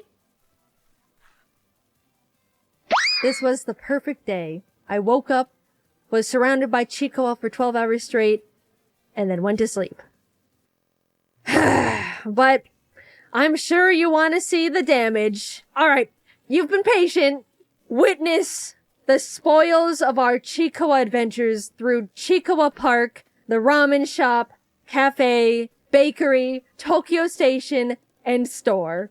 I admit it looks pretty extreme, but I have an explanation that's not mental illness. Since I've dragged so many of my friends into the Chikowa rabbit hole alongside me, I wanted to get them all gifts to, in a way, celebrate this experience with them. I was only able to bring Sarah along for this trip, but given the opportunity, there would have been so many more people by my side for it. Just that thought alone hit me a bit hard and made me feel really grateful. I grew up with, at the time, pretty pretty niche and uncommon interests, and for the longest time didn't really know what it was like to actually be able to bond with people over shared fixations. Over time, I made friends that got me into their favorite franchises, but Chikwa felt like the first time I was able to get them into my favorite thing and have them genuinely enjoy it. Watching the people in my life take the time to actually get into the manga or anime, talk to me about their favorite characters, send me Chikawa art or memes they found and wanted to share, it felt really new, and I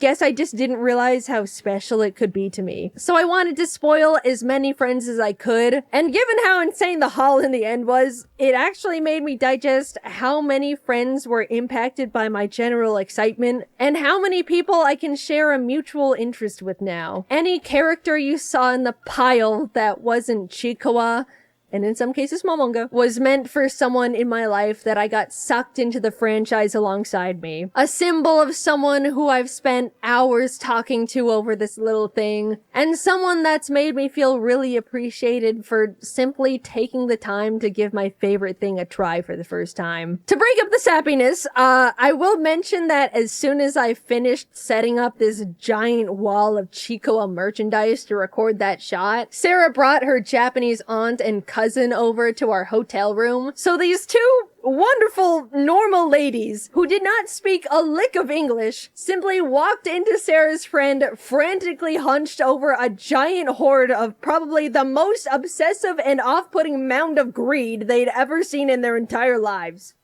Without being able to explain it all. Jugo Tomodachi. Chikawa Tomodachi. Hazukashi.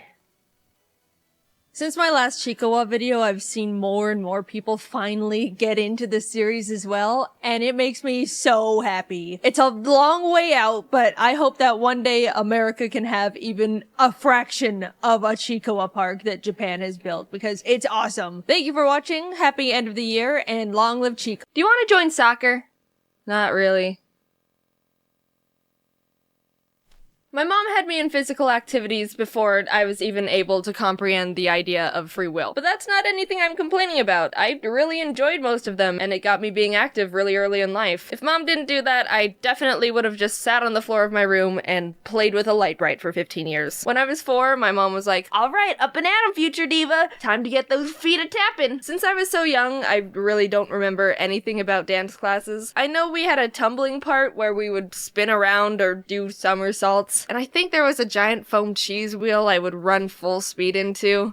I don't know what that was all about. I also have this distinct memory that when I was on my way to class, I was chewing gum in the back seat, and for some stupid reason, I took it out of my mouth and started playing with it, except it started sticking to my fingers the more I tried to get it off, and by the time mom opened the door to let me out, one dance recital, I was doing this routine with other girls in front of the parents. I was in the center like the little queen I was. And apparently, in the middle of the performance, the girl on the left froze up and stopped dancing.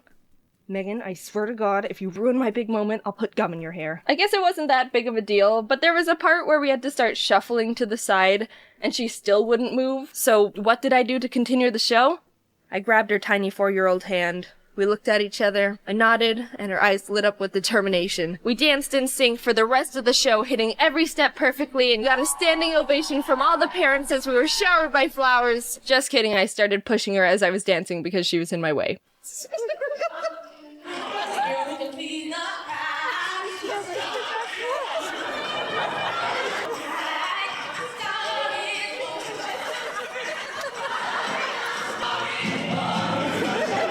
After blowing it out of the water and becoming too good at dance with gum webs and shoving away the competition, I dropped it and started cheerleading. And I don't remember anything about that era at all. My parents could be like, "No, you never did cheerleading." And I'd be like, "Yeah, okay." One time getting out of my dad's car to go to practice, I slammed the door onto my thumb and was like, "Dad!" And that's it. That's all I got for you. It doesn't have anything to do with cheer at all. But here's a picture of me doing some cheer thing for proof I did it. And also, here's my thumb. Yes, I still have it. Next up was gymnastics. That was one of the most terrifying experiences of my life. Not because we were doing a bunch of crazy flips and spinning around bars. Nah, I was just a freaking pussycat. I was so bad at everything. I was the first to fall over with the wall handstands. I couldn't do a single pull-up. Still can't. I didn't know why people kept yelling, "Stick it" at me. Yeah. Stick it to the man. I was so wimpy and bad, I was the kid the coaches had to pull aside during practice and be worked on one-on-one. While everyone else was having fun in the foam pit, I was taken off to the side to work on not being a failure.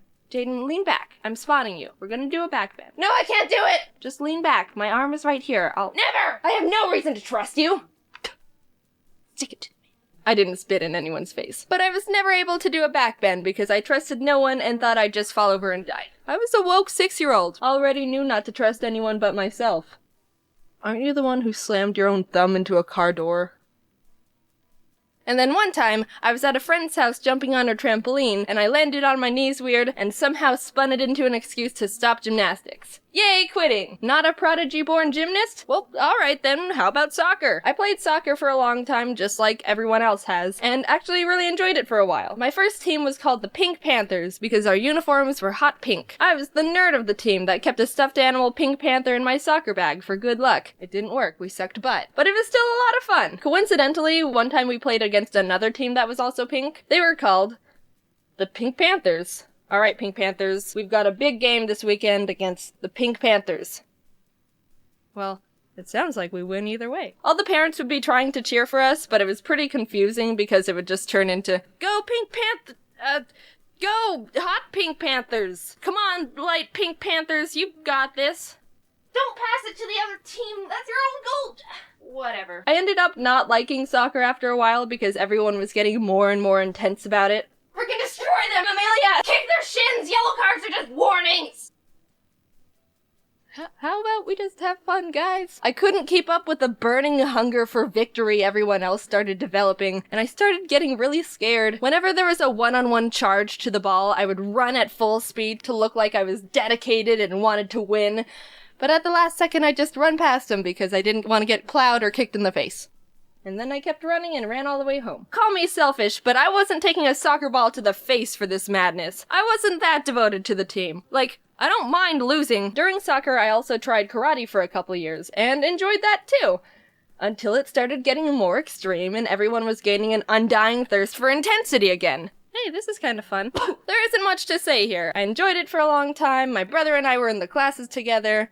That was some fun sibling bonding time. Yeah! We participated in little tournaments where we would perform our forms and spar each other. Sometimes we would have to perform forms to music, and it was like a little dance recital, except without any 4-year-olds that needed to be shoved off the stage. And I'm not gonna show any footage of those tournaments because it's very embarrassing, and I don't need that on the internet. They were tearing them down. It's an ancient Chinese art. Everybody is their part. Motivated to escape.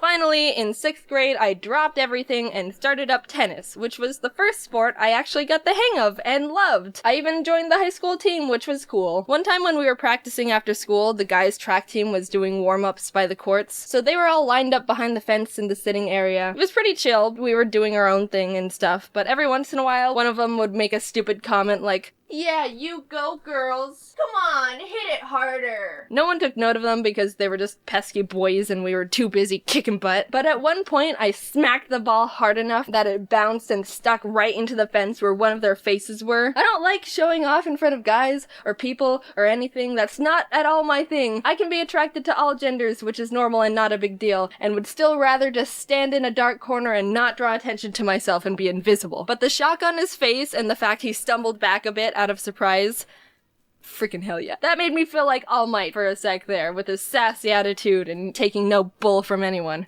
Haha! I am here! Little side story. Tennis practice in the Arizona summers were frickin' brutal. It would be 116 degrees outside and we would be playing for 3 hours. There were points where people would be in the middle of a match, go off to the side to throw up, and then get right back into playing. 15 love. And that's it. That's all the sports I've been involved in during my lifetime so far. I'm glad I have all those experiences because I feel like they gave me a lot of spice and variety to my life during those times. It's really important for your health to keep active, and I had a lot of fun just being a kid running around and doing sports and feeling great. And now I do nothing but sit behind a computer and draw for 11 hours straight. The end. Oh hey, funny seeing you here. It's been a while. Sorry about that, but also, I'm not too sorry because I was away on family vacation and I had a good wholesome time because I love my family and want to spend time with them. Anyway, it's been forever since I've done any sort of sports whatsoever because I stopped pretty much as soon as I left high school. There would be a few times where my friend Kate and I would try to go out and play tennis again and be like, yeah, it'll be fun to hit the ball around, just like old times. And then we'd suck because we haven't even looked at a tennis racket in like 2 years. One time in 10th grade, there were these two guys in my chemistry class talking about sports, like the stereotypes they were, and one of them was like, is tennis a sport? And I'm thinking to myself, no, that wasn't a real question. He's goofing. And the other was like, I don't think so. And in my head, I immediately stabbed myself in the brain. Tennis is a sport. It's not an opinion. And I've got hard proof. Hey Siri, is tennis a sport? Which league? ADP or WTA? ADP? The US Open took place between She didn't even question it. She just went, what league? Boom, not even open for discussion. Siri, shut that down real quick. Thanks for watching the video. Talk to you later. Tennis is a sport. If you disagree, you can fight Siri. Bye. Remember when Pokemon sent me every single one of their Gen 5 sitting cuties for me to rank? Turns out they really liked that video. So much, in fact, that they said, hey Jaiden, awesome video. Why don't you come to Japan to watch the Pokemon 2023 World Championships? Our treat. You won't have to pay for your flights or hotel or nothing. I've been to Japan once before in my entire life, and it was back in 2018 with my family. We did a bunch of fun little Japanese tourist things. It was a phenomenal trip, but ever since then, I've always wanted to go back and do all the awesome nerdy stuff Japan has to offer that I didn't want to bother my family with. At the time, they didn't even know who Luffy was. They would have been so lost. So when Pokemon extended their hand and offered to fly not only me, but Jacob out to attend the biggest Pokemon tournament in the world, I jumped for joy. Free trip to Japan! The tournament was only going on for a single weekend, but Jacob and I planned to stay there for 3 whole weeks to do a bunch of said extra nerdy stuff. We were pumped. Eventually the time came, Jacob and I were packing up all our stuff, and decided we both would bring an extra suitcase so we could treat ourselves a bit and buy a bunch of cool stuff while we're there. Don't judge us, we're anime and Nintendo-loving impulse buyers going to Japan. A game plan was needed. We were being responsible. 2 extra suitcases was definitely gonna be enough. Yep. Equipped with our extra luggage, we headed off to the airport. Pokemon straight up gave us business class seats. We didn't ask for them or anything. So when we boarded, we realized we had the seats where you could lay down. There even was some sort of seat divider that acted like a car window, so I could roll it down and bother Jacob whenever I wanted. Quick little 11-hour flight later, and we were in Japan. It was time to have the best trip of our lives. I'm not joking. I had the most incredible trip and got to do things I won't ever forget. And I won't, because I've now plastered it onto the internet forever. We landed midday Japan time, so we decided to go to the first thing we wanted to see while abroad. Japanese McDonald's. I couldn't order anything except fries, but Jacob and I both dropped our jaws when we saw something called the Double Big Mac on the menu. I thought Americans already went big with the Big Mac, but Japan did the impossible, just to send a message. What a magical place. Let's begin with the next morning. Pokemon planned a bunch of cool stuff for the creators and partners they flew out, beginning with a group field trip to the Mega Tokyo Pokemon Center. Jacob and I woke up early for it and missed the bus they had for us. And it totally wasn't completely my fault entirely because I hypothetically didn't read the schedule correctly and was taking my sweet time getting ready. Why would you think that? So we had to take the trains on our own to get there. Anyone that remembers my first Japan trip knows the trains were me and my family's mortal enemy number 1. We kept getting it wrong and it was failure after failure the entire trip. You'd think that with all that prior experience and struggle, I would have grown as a Japanese train understander, right? Nope, we got on the wrong train. But at least we were having a good time. After a lot of freaking out and mental strain and regrets, we finally arrived at our destination, and although by the time we got there they had already finished looking at the Pokemon Center, we were able to grab a quick snack with the group at the Pokemon Sweets Cafe. I meant to take a picture of the Pikachu waffle before I ate half its cranium, but I forgot, so this is what you get. Now that we were with the group, we were able to travel with them for the rest of the day, so we packed into the bus and headed off to a traditional tea ceremony where we were taught all about how the tea masters would make tea and tea etiquette and all these things about the significance of tea in Japanese culture, all while getting to taste the tea master made. Again, I meant to take this picture before I took a chunk out of the little sweet they gave us, but here we are yet again. I'm just not that great at this. They also served us a really special lunch of super fancy bento boxes, like so fancy that the host was like, dude, I've never even had these bento boxes before. I was super excited, but I don't mean to be ungrateful or wasteful, but the box was full of super fancy, complicated fish and seafood. I knew going to Japan I'd have to be flexible with food because it's really hard to be vegan or even vegetarian there, so I really tried to eat as much as possible and look thankful. But yeah, I struggled a lot. But I still had a great time and it was an honor. We were dropped off at the Yokohama Chinatown and left to explore a bit until dinner in a few hours. Everyone separated into groups, and Jacob, Stefan, the guy that sent me all the sitting cuties, you guys remember him, the guy named Steve, and I went and pursued the street food a bit before stumbling into a little arcade with a bunch of crane machines. I got this silly little bear minifigure. His name is Chico, so I decided to innocently carry him around in my pocket for the entirety of the trip. You know, because he was silly. This single action severely changed the course of my mental stability going forward.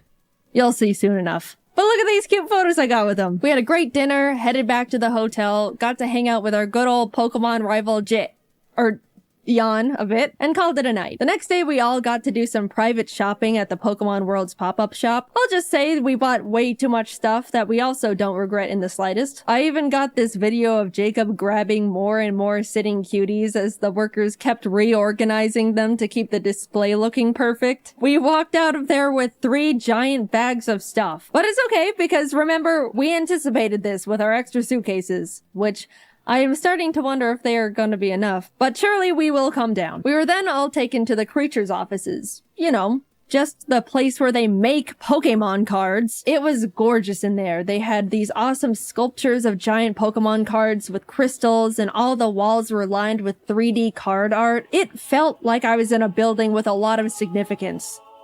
Because I was. We got a tour around the building, met the TCG card testers, and were able to ask them questions about their process. Even got to have a little Q&A session with Atsushi Nagashima, the game director of the Pokemon TCG. It was funny, one of the people in our group asked how they chose which Pokemon to make cards for. A good question.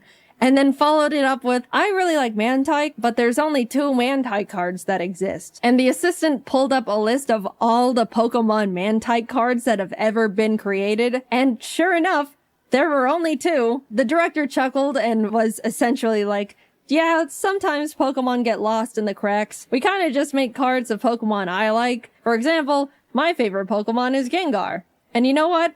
That actually makes a lot of sense. Also, we were able to have a Q&A session with the Pokemon card art director and 3 artists who actually draw art for the cards. That was super interesting, and I was so incredibly inspired by that discussion. But you know those Pokemon cards with the super cute clay art? That artist's name is Yuka Mori, and she was in that panel. I was so starstruck. Those are some of my favorite Pokemon cards. And not only that, but she hosted a little workshop for us where she gave us clay and taught us how to make little clay Magnemites like in this card here. Speaking of this card, she brought the actual original Magnemite for us to see. That was by far the coolest thing that I've ever gotten to be a part of. We got to meet a piece of genuine history. I felt like I was meeting the president. Also, here's me and Jacob's Magnemites that we made. Day 3 of our little Pokemon field trip, and we were taken to another Pokemon Center. This time in Shibuya, which was also right across from a Nintendo store. It was like a bullet was shot through our credit cards. In the shopping center, I saw a little gacha machine with little miniature Chiikawa plushes. I was only interested in getting Chiikawa, but I decided to test my luck anyway. And I got him first try! Now I had 2 of them. Yes, the original was still in my pocket. You can safely assume he is in my pocket for the entirety of this video. I've got pictures to prove it. Jacob snapped this awesome picture of the Chiikawa brain rot taking over. When we were looking around in the Shonen Jump shop, a little Japanese boy pointed at Jacob and went, Sanji-san, before his mother quickly yanked him away, and I still to this day laugh at that interaction. Poor kid saw his first blonde guy in real life and immediately thought it was Sanji. Later that day, we also got to attend the Pokemon Symphony, where a live orchestra played Pokemon songs, and it was absolutely incredible. Video game orchestras are so cool. It always tugs on my heartstrings to see video game music transformed into such a beautiful new art form. Highly recommend attending one if you have any favorite games or franchises. On to the first day of Worlds. It was exciting. People flooded into the venue. We watched the opening ceremony in the crowd. Just wow. This is the whole reason why we're here. We went back to shopping. Look at this cute little Chihuahua book I found in a nearby bookstore. At this point, we were absolutely pushing it in terms of luggage space, and we were day 4 into a 2.5-week trip. Our shopping sprees until this point were very not frugal, so we cut our losses and bought 2 extra giant suitcases to fit everything better. Okay, we knew we were gonna need extra suitcases. Getting a few extra couldn't hurt. Look, the flights were paid for. We were still saving money at this point, I think. That's my rationalization. I'm going with that. Also in the mall were tons of Pokemon monitors straight up playing the World Championships. TCG, Pokemon Go, VGC. Japan treated Worlds like it was the Super Bowl. And it was just so cool to see one of my main interests so culturally celebrated. People of all ages would stop by to watch for a bit before going back to their shopping. I can't explain it, but it just made me very happy. We even got to see Wolfie live on the monitors. How'd he do? He did great. Don't worry about it. Nothing happened. Look, we were just happy to see our friend on the Pokeball screen. Proud of you, Wolfie. You're so cool. The second day of Worlds was hype. So hype that we left Yokohama and flew to Osaka. I haven't mentioned it yet, but we actually got tickets to see the one and only Hatsune Miku live in concert. The real ones know how huge that is for me. I want to talk about how life-changing that was, but I'm gonna make a whole separate video about that experience I'll be posting next. All I'm gonna say is it was the best day of my entire life. By a lot. Subscribe now before you miss it, just saying. I will mention, we did have to take the train to get back later that night and got super lost again. And we never get better at it. Don't expect anything to change in that regard. We did finally get back to Yokohama, crashed for the night, and had a nice slow morning as we got ready for finals later that day. To any One Piece fans who are caught up, we were in Japan for the One Piece anime episode. You know what I'm talking about. 1072. We were able to turn on our hotel TV and watch it live. And that was so cool. I don't talk about how much I love One Piece much, mainly because it doesn't really come up. But One Piece is peak, and it was an honor to be in Japan at such an iconic part of the manga and anime's history. Anyway, back to Pokemon. Sorry about that. We were able to watch the final VGC match live, got to chat and eat dinner with Wolfie and some other friends, had a late night hangout with Jan again, and that was about it. Day 7 meant it was time to pack up all our stuff from the hotel, say goodbye to Pokemon and Yokohama, and head on over to the apartment we rented for the rest of our stay just outside of Tokyo. At this point, we had filled up all 6 suitcases and multiple backpacks. I didn't mention it, but Pokemon gave us a truckload of gifts that we genuinely had no idea what to do with. We're grateful nonetheless, thank you Pokemon. But yeah, the taxi ride was a bit awkward. So, are you meeting up with some friends? No. After we got situated in the new place, we decided to look around the area and grab some lunch. And I gotta say, the little hole-in-the-wall restaurant Jacob found was some of the best ramen I've ever had ever. They even made it vegetarian for me, which was extremely kind of them. Food modifying is a bit tricky in Japan compared to the States, so I was very, very thankful. And it was delicious. We then proceeded to do absolutely nothing for the rest of the day because we were exhausted from the trip so far. I haven't mentioned absolutely everything we'd been doing on the trip because it would be a lot of, first we did this and it was cool. Then we did this and it was cool. Even though it was such a pleasure to be invited, I was so dead. And definitely looked super not approachable or friendly to the rest of the group by the end of it. Sorry, guys. But neither time nor Japan stops for anyone, so we had to keep on chugging along. There were a bunch of friends we wanted to see while in Japan, and one of them was Connor. He wanted to take us to what he deemed his favorite Italian place ever. I asked if it was like fancy Italian, to which I was given the answer of no. So we get there, having a great time, and suddenly we realize Junichi Masuda, the director of Game Freak, is there having dinner. Not a fancy dinner, my ass. I then look down to see the Freddy Fazbear FNAF t-shirt that I am wearing. Not the best Jaiden moment to exist, but hey, what can you do? The food was phenomenal though. I already mentioned the best ramen I've ever had while on the trip, but this was genuinely the best pasta I've ever had in my entire life. Maybe even a top 3 meals ever for me. I don't know what the other 2 would be, but that Connor place is definitely up there. The next day we went to the One Piece store in Shibuya and bought a lot of stuff because there was a lot of topical and hype things in there, as you could imagine. If you don't get it, go catch up and come back. Don't worry, it won't take too long. My favorite character is Mihawk, but out of all the stuff the store had to offer, there were only a few stickers and a single keychain for Mihawk. I'm still mauling about that one. I just want more Mihawk. Is that too much to ask for? Even this guy got better merch. The world's greatest swordsman deserves better. I guess I'll just take my Zoro and Law stuff. That's cool too, I suppose. I also found a bunch of Chikawa stuff in a Kittyland store, and this is truly when you get to see where things start going downhill for me. I just like the funny little cartoon bear thing. What? Is that such a crime? I don't remember what we did the rest of the day. I think we just crashed and passed out. This trip,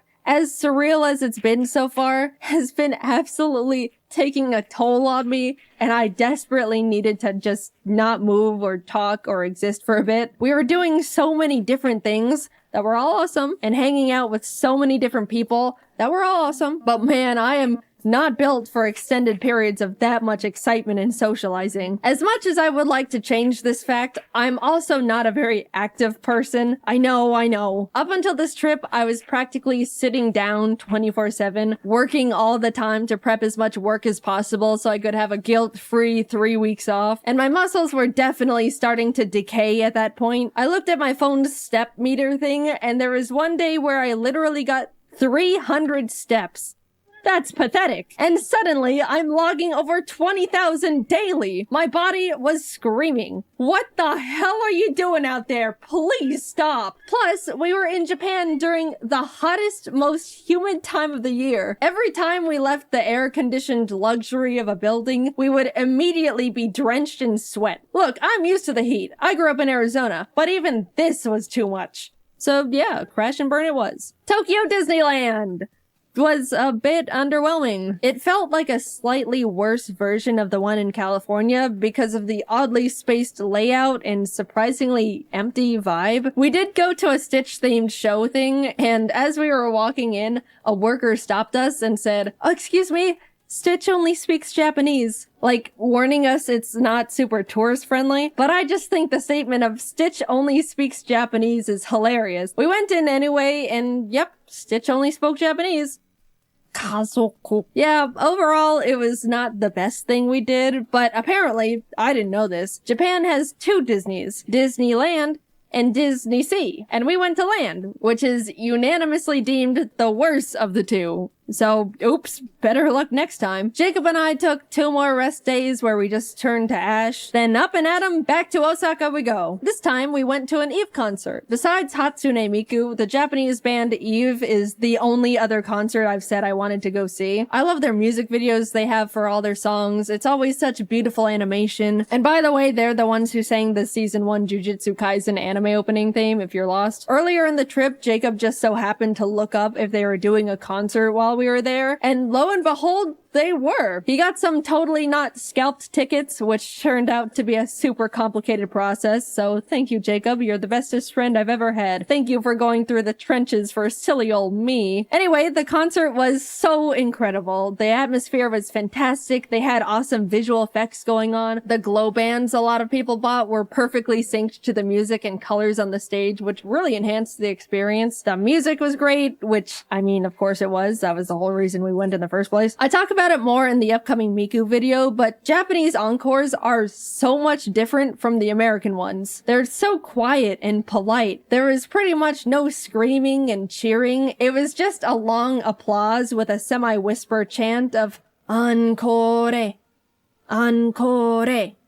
And they also made us wait like 5 minutes for them to come back out. My hands were getting itchy just from clapping so much. That's how long it took. And then when they finally came out, they ended up doing like 5 extra songs. I mean, I'm not complaining, but after the 4th time thinking, man, that was a great last extra song. Well, time to head home.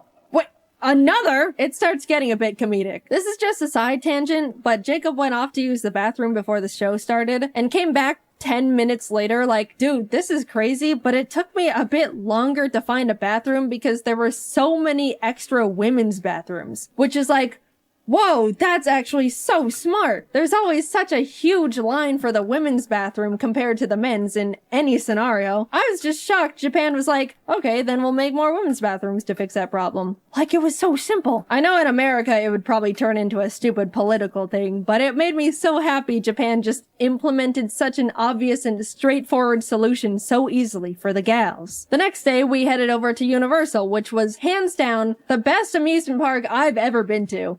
So they can do amusement parks well. First of all, Universal Japan is way more anime and manga focused than the ones in the States, which made it instantly more engaging for me. Jacob and I both agreed we would window shop for the first part of the day, and then buy all the things we wanted as we were leaving so we wouldn't have to lug around a bunch of bags all day. But we immediately saw a little One Piece shop and cracked. We just wanted to wear these One Piece headbands. That's rule-breaking worthy. We also got some towels because surprise, surprise, it was freaking hot. I know I've been complaining about the weather here and there, but my lord, it was miserably scorching. Japan has such a big culture around staying cool while outside, and I totally get it now. People would be walking around with little fans, ice packs, towels. A lot of women had parasols. I'll say, if we didn't get those towels, we probably could have passed out from heat stroke that day. Later on, I even ended up getting another towel. It was a cute Pikachu one, but I got it mainly because it was a cloak design. After soaking that thing in cold water and putting it on, my body temperature instantly lowered like 5 degrees. However, that meant I was walking around the park looking like this. Back to the awesome stuff. We did a bunch of attractions like watch a fun 4D Jujutsu Kaisen show where the seats move around, went on a super cool 3D VR Spider-Man ride. We tried to cool down by going on a Minions thing called Freeze Ray sliders that claimed to cool riders down with a blast of chilled mist from a giant freeze ray. But we got on and absolutely did not even touch a drop of the mist because it never ended up getting in range of our cart. That felt like an actual tragedy at the time. There were a few big roller coasters we wanted to go on, but I get super motion sick and forgot to bring nausea medicine, so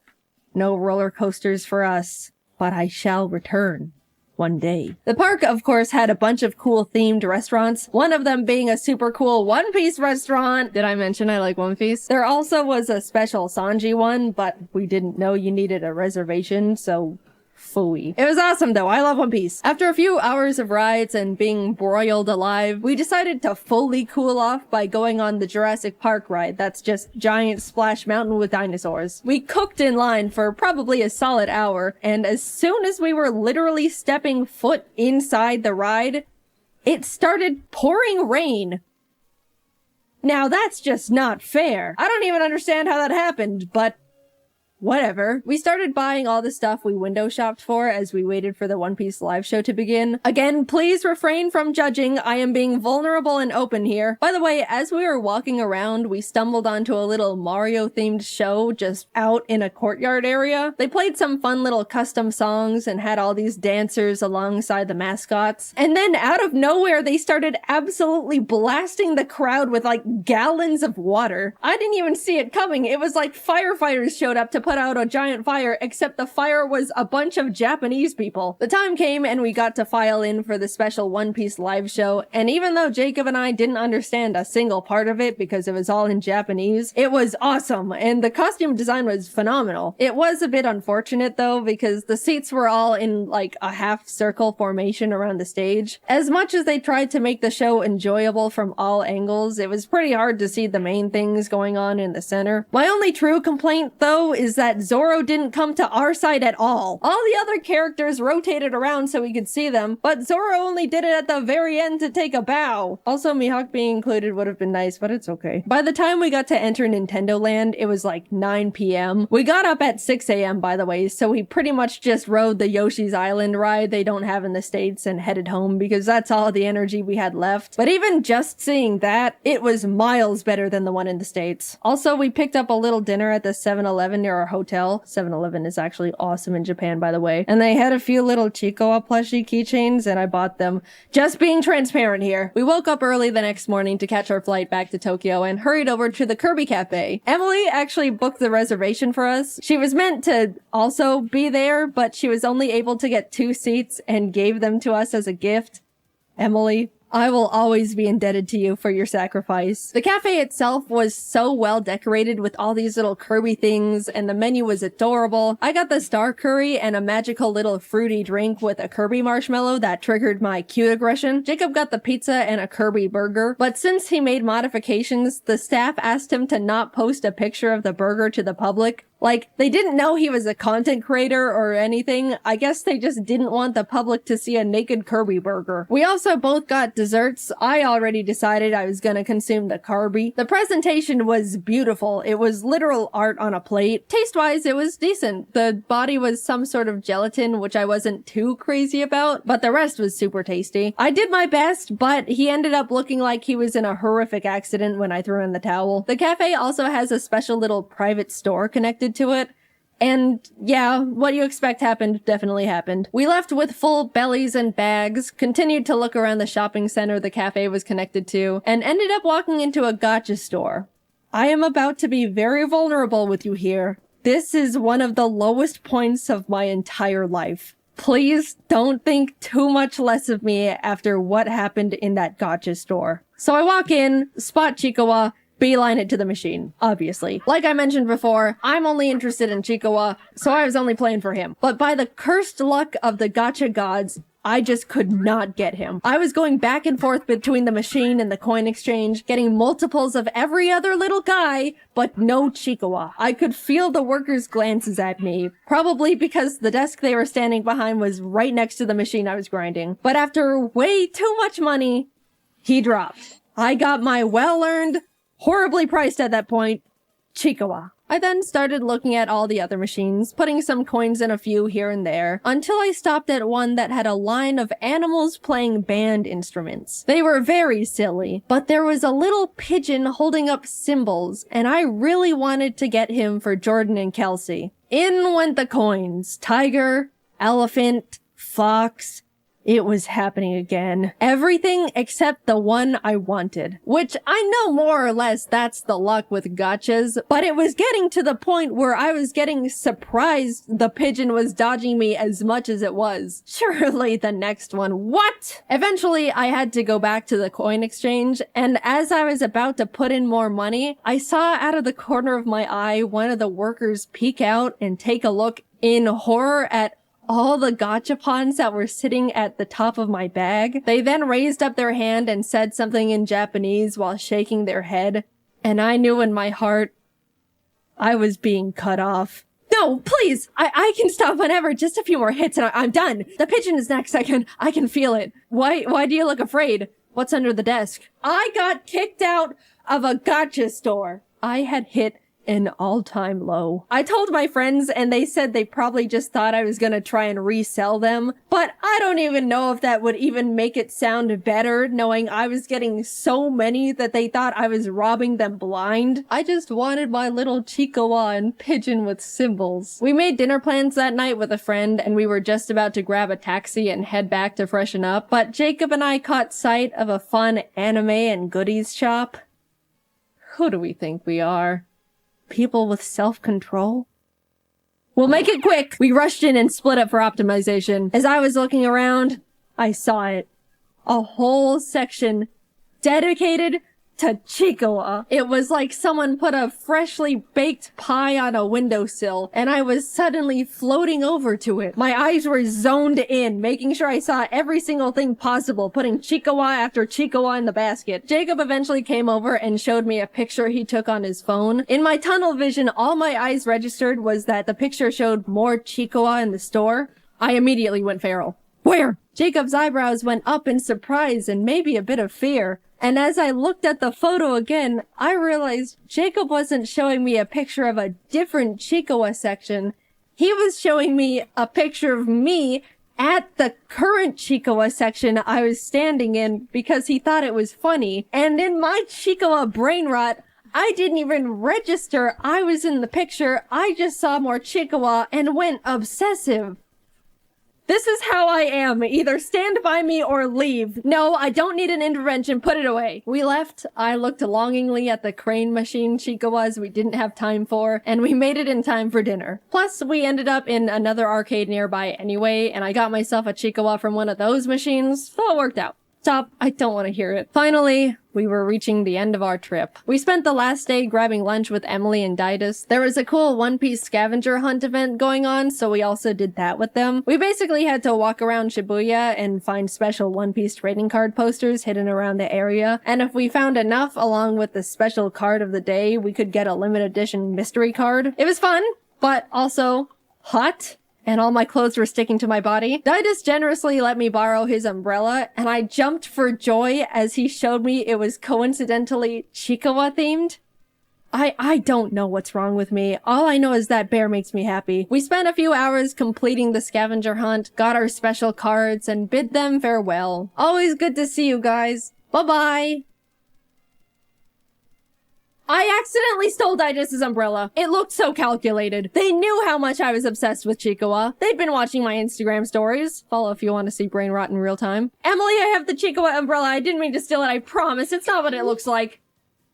Since we were leaving in the morning and wouldn't be seeing them again, they just let me keep it. But the side-eye Jacob gave me the rest of the way back. I didn't mean to— stop it! Getting back to the apartment, reality hit us hard. We needed just a few more suitcases.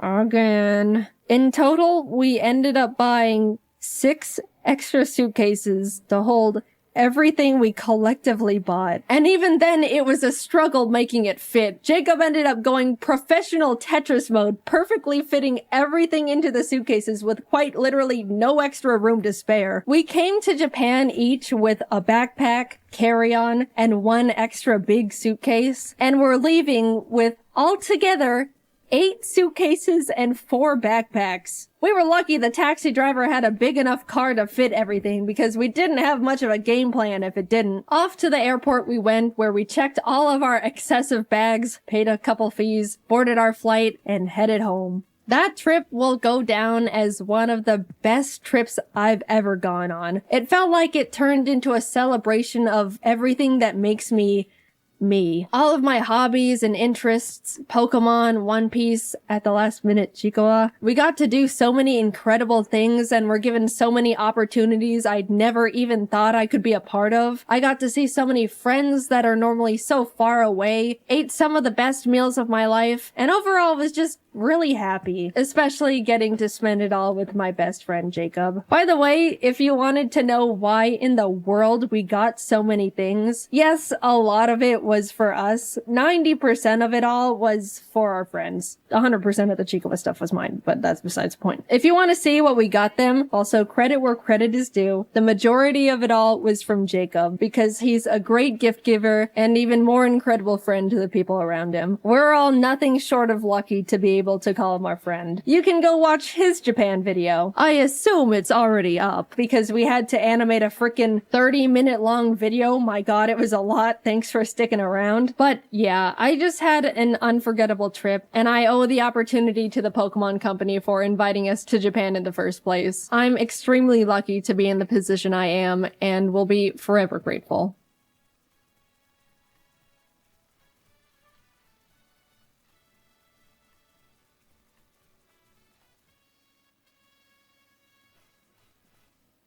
So if you're new here, hi. I've done this before. Last year I made a video about my first ever Pokemon Nuzlocke, and the game I played in it was Pokemon Ruby. It was fun, so here I am again, doing another. But this time I attempted to Nuzlocke Pokemon Platinum. I'll explain again super quickly how a Nuzlocke works. You can only catch the first Pokemon you run into per route. If a Pokemon faints, it dies and you can't use it anymore. And you have to nickname your Pokemon so you grow more attached to them. If you still don't understand, that's not my problem. Let's get started. Hoo boy. This was my Pokemon Platinum Nuzlocke. Pokemon! So my friend and neighbor Barry is practically dragging me all over the place with his hyperactive squirrel brain, frantically trying to get a Pokemon as soon as possible from this Professor Rowan he saw on TV. He drags me out to Route 201 and is about to leap into the tall grass when, hold it! You guys know going into the tall grass is practically a death wish, right? What you're doing is basically suicide. Borderline insanity. What absolute moronic lunatics you are. Have you no respect for your lives? Do you have any Pokemon? No. Do you want some? And like that, I have a Turtwig. I named him Turt and immediately used him to bash in Barry's Chimchar. I was making my way through the routes, but right as I was about to nab the Shinx I found on 202. Don't kill it. No! So no Shinx for us. But that's alright. Shinx isn't that great this early anyway. Then I locked eyes with our first trainer. The first battle. Let's see how we fare against youngster Tristan and his level 5 Starly. Oh my god! So in the first trainer battle I ever fought, I almost immediately lose my starter to a critical hit. Why do I suddenly have a very bad feeling about this? Nevertheless, we kept going onward through Jubilife City, where we caught Kronk the Zubat in the cave above Route 204, and Magikarp on 218.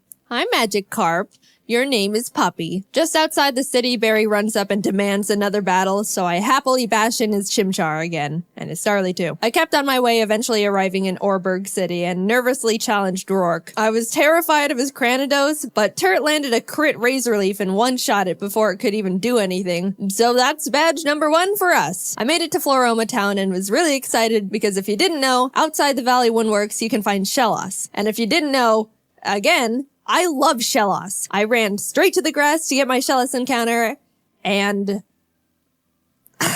I'm not gonna pass up an encounter, so I very depressingly caught the Shinx and named it Failure to vent my sadness and frustration over not getting a slug. While there, we found Team Galactic messing around, stealing electricity, and this little girl's dad. So I beat up the grunt guarding the door, broke in, beat up the grunts in the building until Turt evolved, then found Galactic Commander Mars at the end of the corridor, who I was scared of because she's got a fat cat that hits like a semi-truck. But I had a plan. Back in the Orberg Mines, I caught Dwayne the Onyx, and I brought him to the fight because in case things got dicey, I would switch him in to buy time and heal up my other Pokemon. Basically, Dwayne was death fodder. Turt took out Mars's Zubat, and when Perugly came out, Kronk plucked off the Oranberry it was holding. But she got hit pretty hard in the process, and since Turt needed a bit of healing before he could get back into it...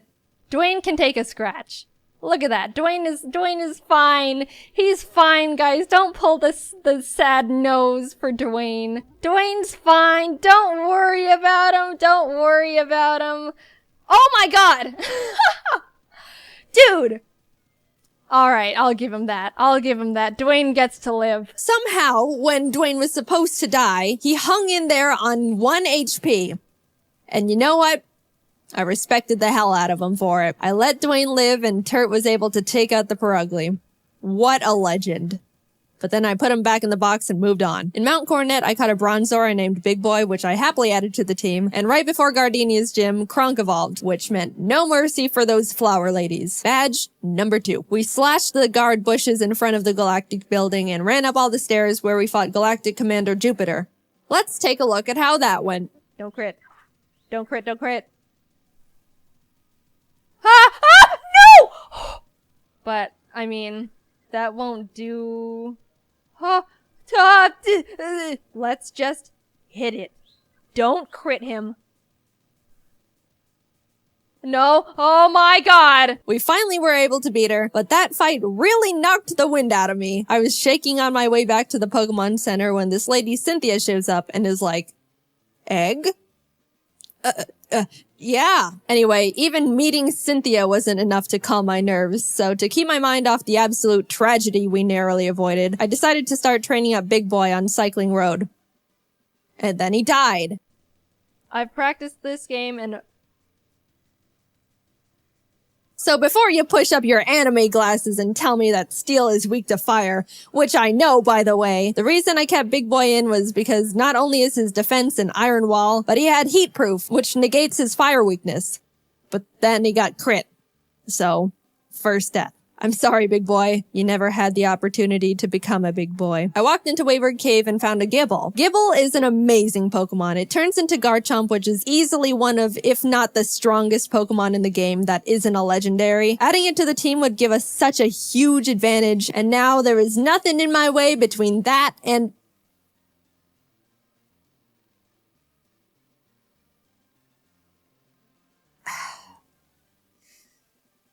And we're moving on. We arrived in Hearthome City where I caught DeVito the Ralts, Kronk and Puppy evolved, we had a clean win against Fantina, and some lady gave us an Eevee I named Milk. Things were starting to look better now. I was leveling up DeVito against trainers, and when fighting this lovey-dovey couple... let's go into Puppy. Get rid of the weasel. Oh no! You're kidding. You're kidding. And that's why I hate love. In came Shrimp the Scyther I caught on Route 210. Some good news, on Route 213, I finally found a Shellos. I named it Swoop, and I loved it. I loved it so much. I know you're not supposed to have a favorite child, but Swoop was my favorite child, and I wasn't apologetic about it. I trained it up, and now we got a Gastrodon. Turt ended up evolving too, so together with Kronk and Swoop, Maylene was defeated, and badge number 4 was secured. Outside of Pastoria City, I caught a Quagsire named Lol, but when I went to get my Great Marsh encounter, I was trying to get a Yanma and accidentally threw a ball at a Wooper. So now we've got Lol and Oops in the box. Then I swept Crasher Wake with Milk, who is now a Jolteon, with the TM Thunder I bought literally next door. I walked out of the gym and Team Galactic set off a bomb. I ran down the grunt who detonated it and took him out because he is weak. Cynthia appears again and tells me to bring a charm to her grandma. So I'm like, yes ma'am. We found her in Celestial Town along with Cyrus, the leader of Team Galactic, who starts some evil Shakespeare speech about how everything is imperfect, so he's gotta blow up the world or something. I don't know, I wasn't really paying attention. And then he wanted to fight. Puppy took out his Sneasel and I sent out Milk to take care of his Golbat, but Milk decided he wanted to be lazy and not only miss all his thunders, but also punch himself in the face. Milk!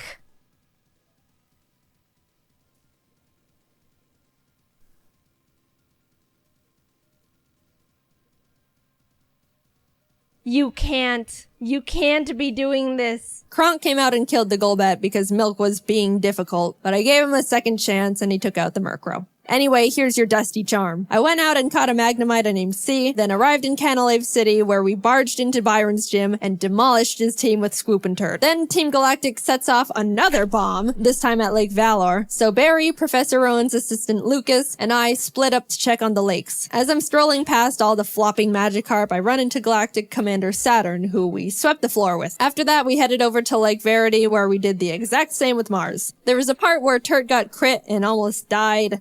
Oh god. Oh god. But we're fine, he's fine. Finally, we had to go check up on Barry at Lake Acuity, and after trekking through 6 feet of snow for like a mile, we get there to find Barry at the top of a cliff like, ha ha ha, you can't climb rocks. Come back when you can climb rocks, loser. I'll go fight Candace's gym now, I guess. Now, we've been having some good type matchups with the past few gyms, so I haven't really been nervous about most of them, but Candace uses ice types, which like half my team is weak against. Which, you know, nervousness rising. Not only was I at a massive type disadvantage, but the main threats on our team were her Abomasnow because it hits like a truck and sets up hail, and her Frostlass because it'll use the hail from the Abomasnow to heighten its evasiveness with Snowcloak, spam double teams, and then just sweep my team. I walked in, took a deep breath, which didn't make me feel better at all, and started the battle. Shrimp took out her Sneasel and Swoop took out her Piloswine, almost dying in the process. And then she finally brought out the big bad Abomasnow. Since it's grass ice type, I taught Puppy Fire Blast. Yeah, I didn't know we could... Anyway, I wasn't sure it could one-shot because Puppy's not a special attacker, and lo and behold, it didn't. It didn't miss. Please kill it. Please, it's quad. It's quad. What? Eventually Puppy took it out, but that was absolutely terrifying. Last but not least, Frostlass. I wanted to have Swoop Rain Dance to get rid of the hail so Frostlass's Snowcloak isn't activated, but since Swoop was sitting at a not-so-chill 20 HP, that wasn't gonna work out super great. However, since I didn't want Kronk to be in this fight at all, right before the fight I swapped her with Failure the Shinx. Yep. Sorry, little guy. Failure looked up at the looming death that was Frostlass in front of her, and as I healed up Swoop, Failure was killed in its blizzard. It's really unfortunate we had to resort to it, but I give Failure a salute for stepping up and surrendering its life to the team. Swoop came out, got off the rain dance, and after a close battle, was able to pull through. We won, but it wasn't without sacrifice. We had a moment of silence for Failure, the true MVP of the fight. Gone, but not forgotten. Now we could climb the rocks to Lake Acuity, and when we got up there, Barry's got snot dripping down his face, crying in the snow because he got beat up by Jupiter, who looks at me and is like, "See ya, I'm going to Veilstone HQ."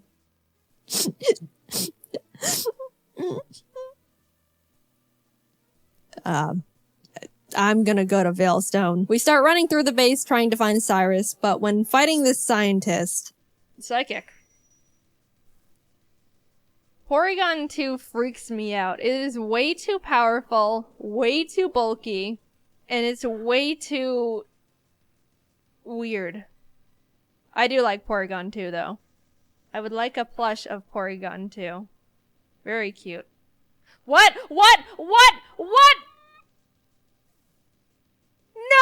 No! No! Scoop! We lost Scoop! I wasn't okay. Kurt came out and curb stomped the Porygon 2 out of vengeance, but to put it lightly, I wasn't taking that too well. My heart is breaking. I'm like actually sad. But life doesn't stop when your dog dies, so I had to keep trucking and brought Law the Quagsire to the team. With an intense, blood-curdling thirst for revenge, I stormed into Cyrus's room. Fight! Shrimp and Milk took out his team in no time. I snatched his Master Ball and used his teleport pad to enter the basement where Mesprit, Azelf, and Uxie are all being held captive. Fight! And like Cyrus, Saturn was swept too. After releasing the Lake Guardians, we head to Mount Coronet because Cyrus wants to go there and destroy the planet, I think, and we catch up to him at the Spear Pillar. Before we can run up and attack him, Mars and Jupiter step in. Then Barry arrives. Honestly, I have no idea how he found us all here, and is like, "I'll help." Lol takes out both the Bronzors, Mars's Prugly, and Barry's Munchlax, so I thought, you know, it was all smooth sailing, right? Well... Wow, Barry. Really doing a lot for the team, aren't ya? Oh my god, no, it has Giga Drain? No. No, oh no. It was a crit! Not only did I not know their Golbat had Giga Drain for some reason, but it also got a crit. So I was starting to feel bad, but then I started panicking. The thing is, after you fight Mars and Jupiter, you have to go into the Distortion World and fight Cyrus and Giratina. If Cynthia forces us into the Distortion World without us being able to get a new member, we're in massive trouble. We finished up the battle and Cyrus starts his whole spiel about how the world is imperfect, blah blah blah, everything must die except for me. Then he gets swallowed up by Giratina, a hole opens a rip in space leading to the Distortion World, and I'm kinda just standing off to the side twiddling my thumbs like, "Cynthia, please don't shove me in there without my consent." Cynthia, can I go? I have something to do. Our world will be destroyed. Are you ready? No, I'm not! Let me go! I'm free! Holy crap. Get me out of here. Goodbye. I'm sorry, lol. We just got you, and then you died. But luckily, remember when I accidentally caught that Wooper while trying to get a Yanma? It's time, Oops. You were no accident. You're our lucky star who will carry us to victory. We got Oops leveled up, came back to the Spear Pillar where Cynthia was just sitting there waiting for us, and hopped in. Everything is topsy-turvy and the Lake Guardians are telling me to push boulders into holes. And suddenly I'm on a floating crest of land with Cynthia, who's basically like, "Cyrus, get lost and never come back." And Cyrus didn't like that. So he came at me. Oops took out his Houndoom and his Gyarados came out, so I switched to Milk. But I was very terrified because Cyrus's Gyarados has Earthquake. So if Milk misses his Thunder here, he dies. And Milk is notorious for missing his Thunders. But it hit. Milk lives another day. He also took out Cyrus's Crobat and Honchkrow, and Shrimp finished up his Weavile. Cyrus steps aside, and suddenly, it's just me and the Angel of Darkness itself, Giratina.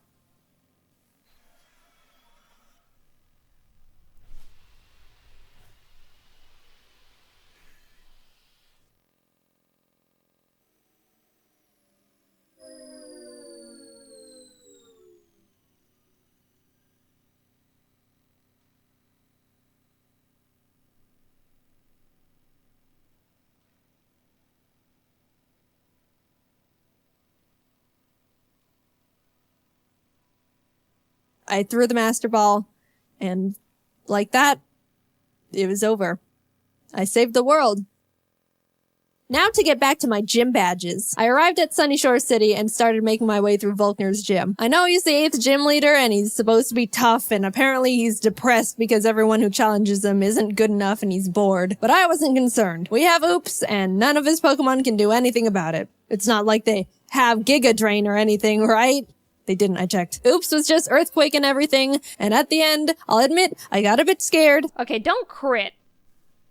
If you crit Giga Impact, that would be really holy. But it's all good. We're all good. And with that, off to Victory Road we went, where we caught ourselves a Gabite I named Flakes. Would have been nice to have one, I don't know, near the beginning of the game, say, in Wayward Cave, you know. But whatever. Better late than never. It's good to have just in case something goes horribly wrong out of nowhere.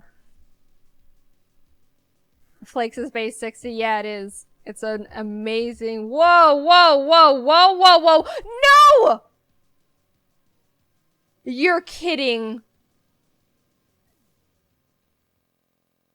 Oh dear. And that's the straw that broke the camel's back. After Puppy died, I stepped back and decided the team we go into the Elite Four with needs to be the best possible team we can build. The Elite Four here goes pretty hard, so I couldn't go in willy-nilly just hoping for the best. After literally a few hours of calculations and research, I settled on a team I thought would give us the highest possibility of winning. I added Flakes to the team in place of Puppy, and with a heavy heart, left Milk and Kronk behind as I brought C the now Magnezone and Colgate the Togekiss I hatched from the eggs Cynthia gave me. Even though I was sad to not bring Milk and Kronk into the final battles with us, they won't be forgotten. And it doesn't negate the fact they were such huge assets to the team, and I wouldn't have made it this far without them. I'll see you guys on the other side. I took a step towards the doors of no return, and immediately got interrupted by Barry, who wanted to have one last fight. Anyway...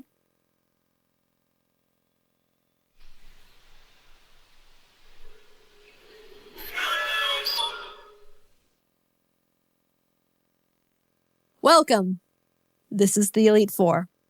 The battle starts and C takes out Aaron Zeon, Mega, and Vespiquen. Oops takes out his Drapion, and Colgate takes out his Scizor and Heracross. Next up is Bertha.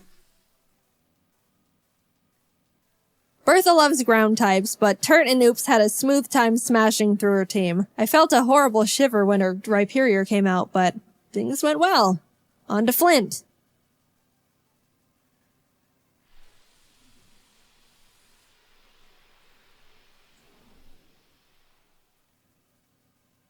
Flint has a pretty scary team, but luckily Oops and Flakes had no trouble plowing through them as well. And with that, we're on to the last member, Lucian. Now, Shrimp hasn't had much time to shine in these fights so far, so I decided I wanted to let her go all out. She set up sword stances and bullet punched everything. Proud of you, Shrimp. And suddenly, I'm at the entrance to the champion. The trainer who's been known to crush dreams in a single battle, and many still fear to this day. I took a deep breath. Things are going surprisingly well, and I don't know how to feel about it. But I looked up, and there she was. At this moment, I have only one last objective. Defeat Cynthia.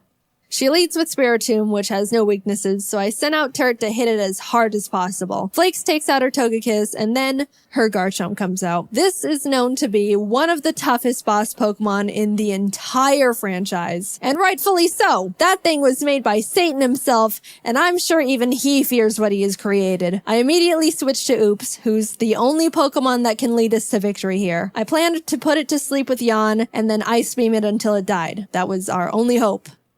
But then, Oops was crit. And that was it. Nothing on my team can take a hit from this monster. And even if they could, they couldn't do much damage back. I sat there in disbelief, knowing there wasn't anything I could have done. And the battle is basically unwinnable now. I brought out Shrimp to bullet punch it so we could get in a little bit of damage, but she was killed. Colgate tried to chip away at it. He did some damage too, but was crit one shot. At this point, I'd accepted defeat. Only Turt, C, and Flakes were left. It's hopeless at this point. Flakes came out, and against all odds, Flakes outsped Cynthia's Garchomp and killed it.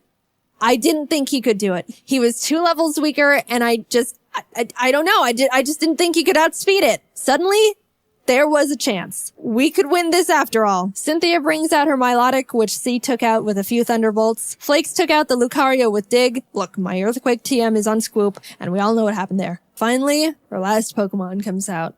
Roserade. Flakes went in for the Dragon Claw, and the battle was over. We won. As Cynthia's congratulating me, a sudden feeling of overwhelming guilt washes over my entire body, so intense it almost knocks me down.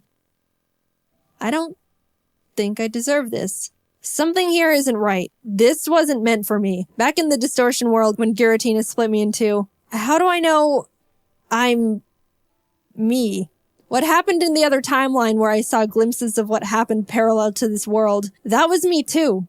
Those things happened. Was that the ending I'm destined to have? The world I'm living in now is how I want things to be, but the other Jaiden is equally me as I am her. Even if you might think I deserve this dimension, things don't work like that. Are there some things you can't escape, even when you try everything you can do to alter it? I don't know the answer. I may be able to sit on this throne now and thank all the Pokemon that put in everything to help me get here. All the hard work, blood, sacrifices we made. But I don't think I can ever accept this victory. I don't know what ending was meant for me. And I don't think I ever will.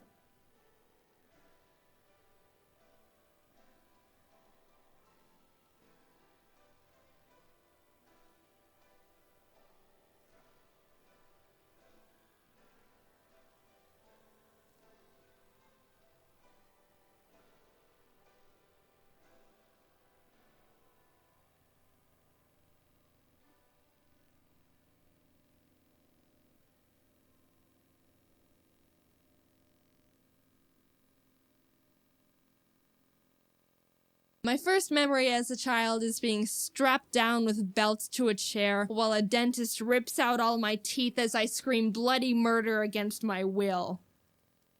That's not true. But ever since I was little, I've had a really intense fear of the dentist. I'm not sure why. I mean, yeah, going to the dentist is a bit freaky, but even as an adult, I understand the fact that I'm not in any danger, and the dentist is just trying to pick out bits of plaque I've built up over the past 6 months. If anything, I should be scared of how much they charge.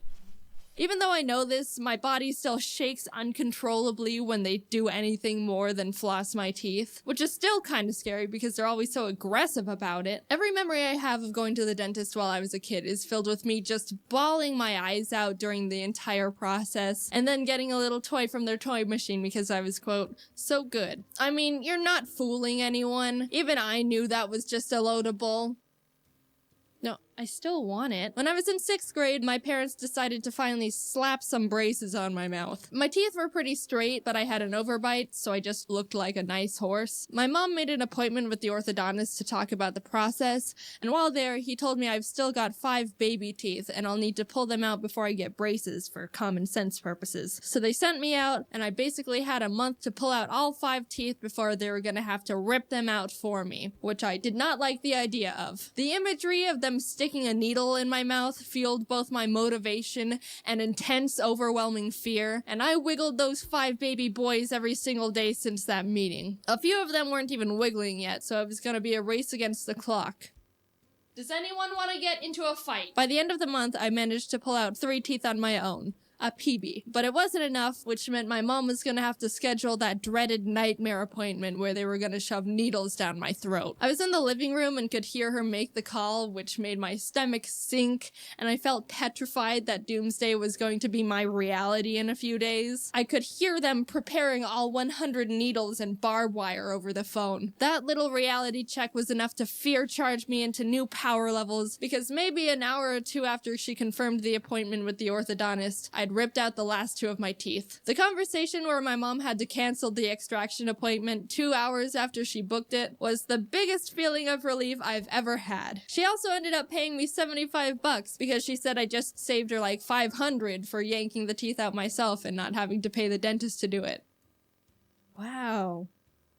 The tooth fairy been scamming me for years. What a happy ending to the story. Jaiden went on to never have anything scary done to her teeth. She continued to live a happy life, only needing to go to the dentist for cleanings and no freaky mouth procedures for the rest of her days. She got her horse teeth fixed and the rest is history.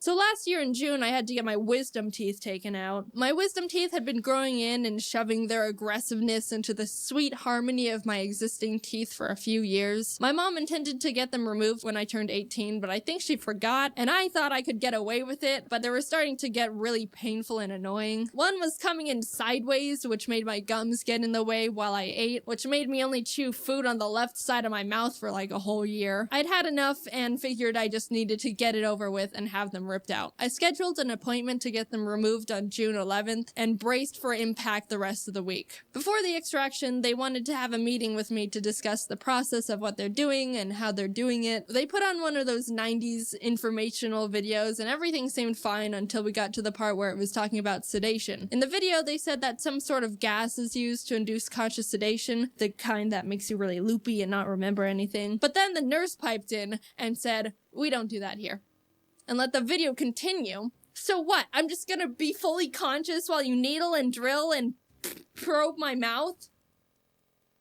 Answer the question! After the video, I said, so is there a way I can be at least semi-unconscious for this? The nurse prescribed me medication called Valium that'll help calm me down, which was relieving to hear. All I wanted was to not be conscious. I picked it up and the day came. I'm excited to not be conscious. My roommate and I got into the car to take me to the appointment, and that's when it really sunk in.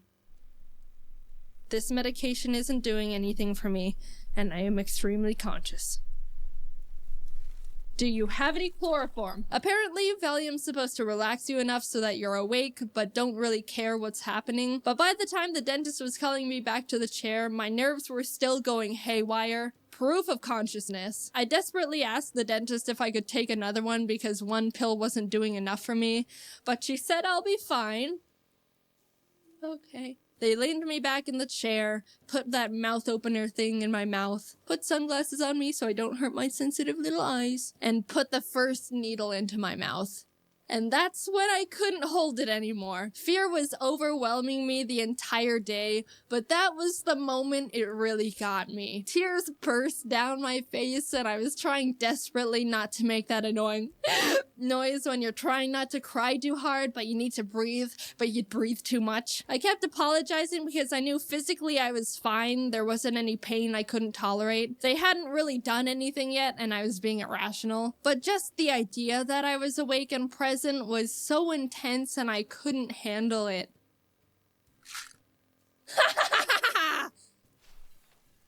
I didn't do that, but I wanted to. I was able to compose myself after a few minutes and they kept going, but the sounds of them sawing my tooth in half and yanking it out of my gums, and God knows what else, probably just playing tic-tac-toe with needles in there for the heck of it, was horrifying. I'm not scared of much and I'm relatively reasonable for the most part, so it was really surprising and eye-opening to feel genuine, uncontrollable fear. Like, my head told me things were okay, but my body was freaking out. And then my head was like, dude, chill. And then my body was like...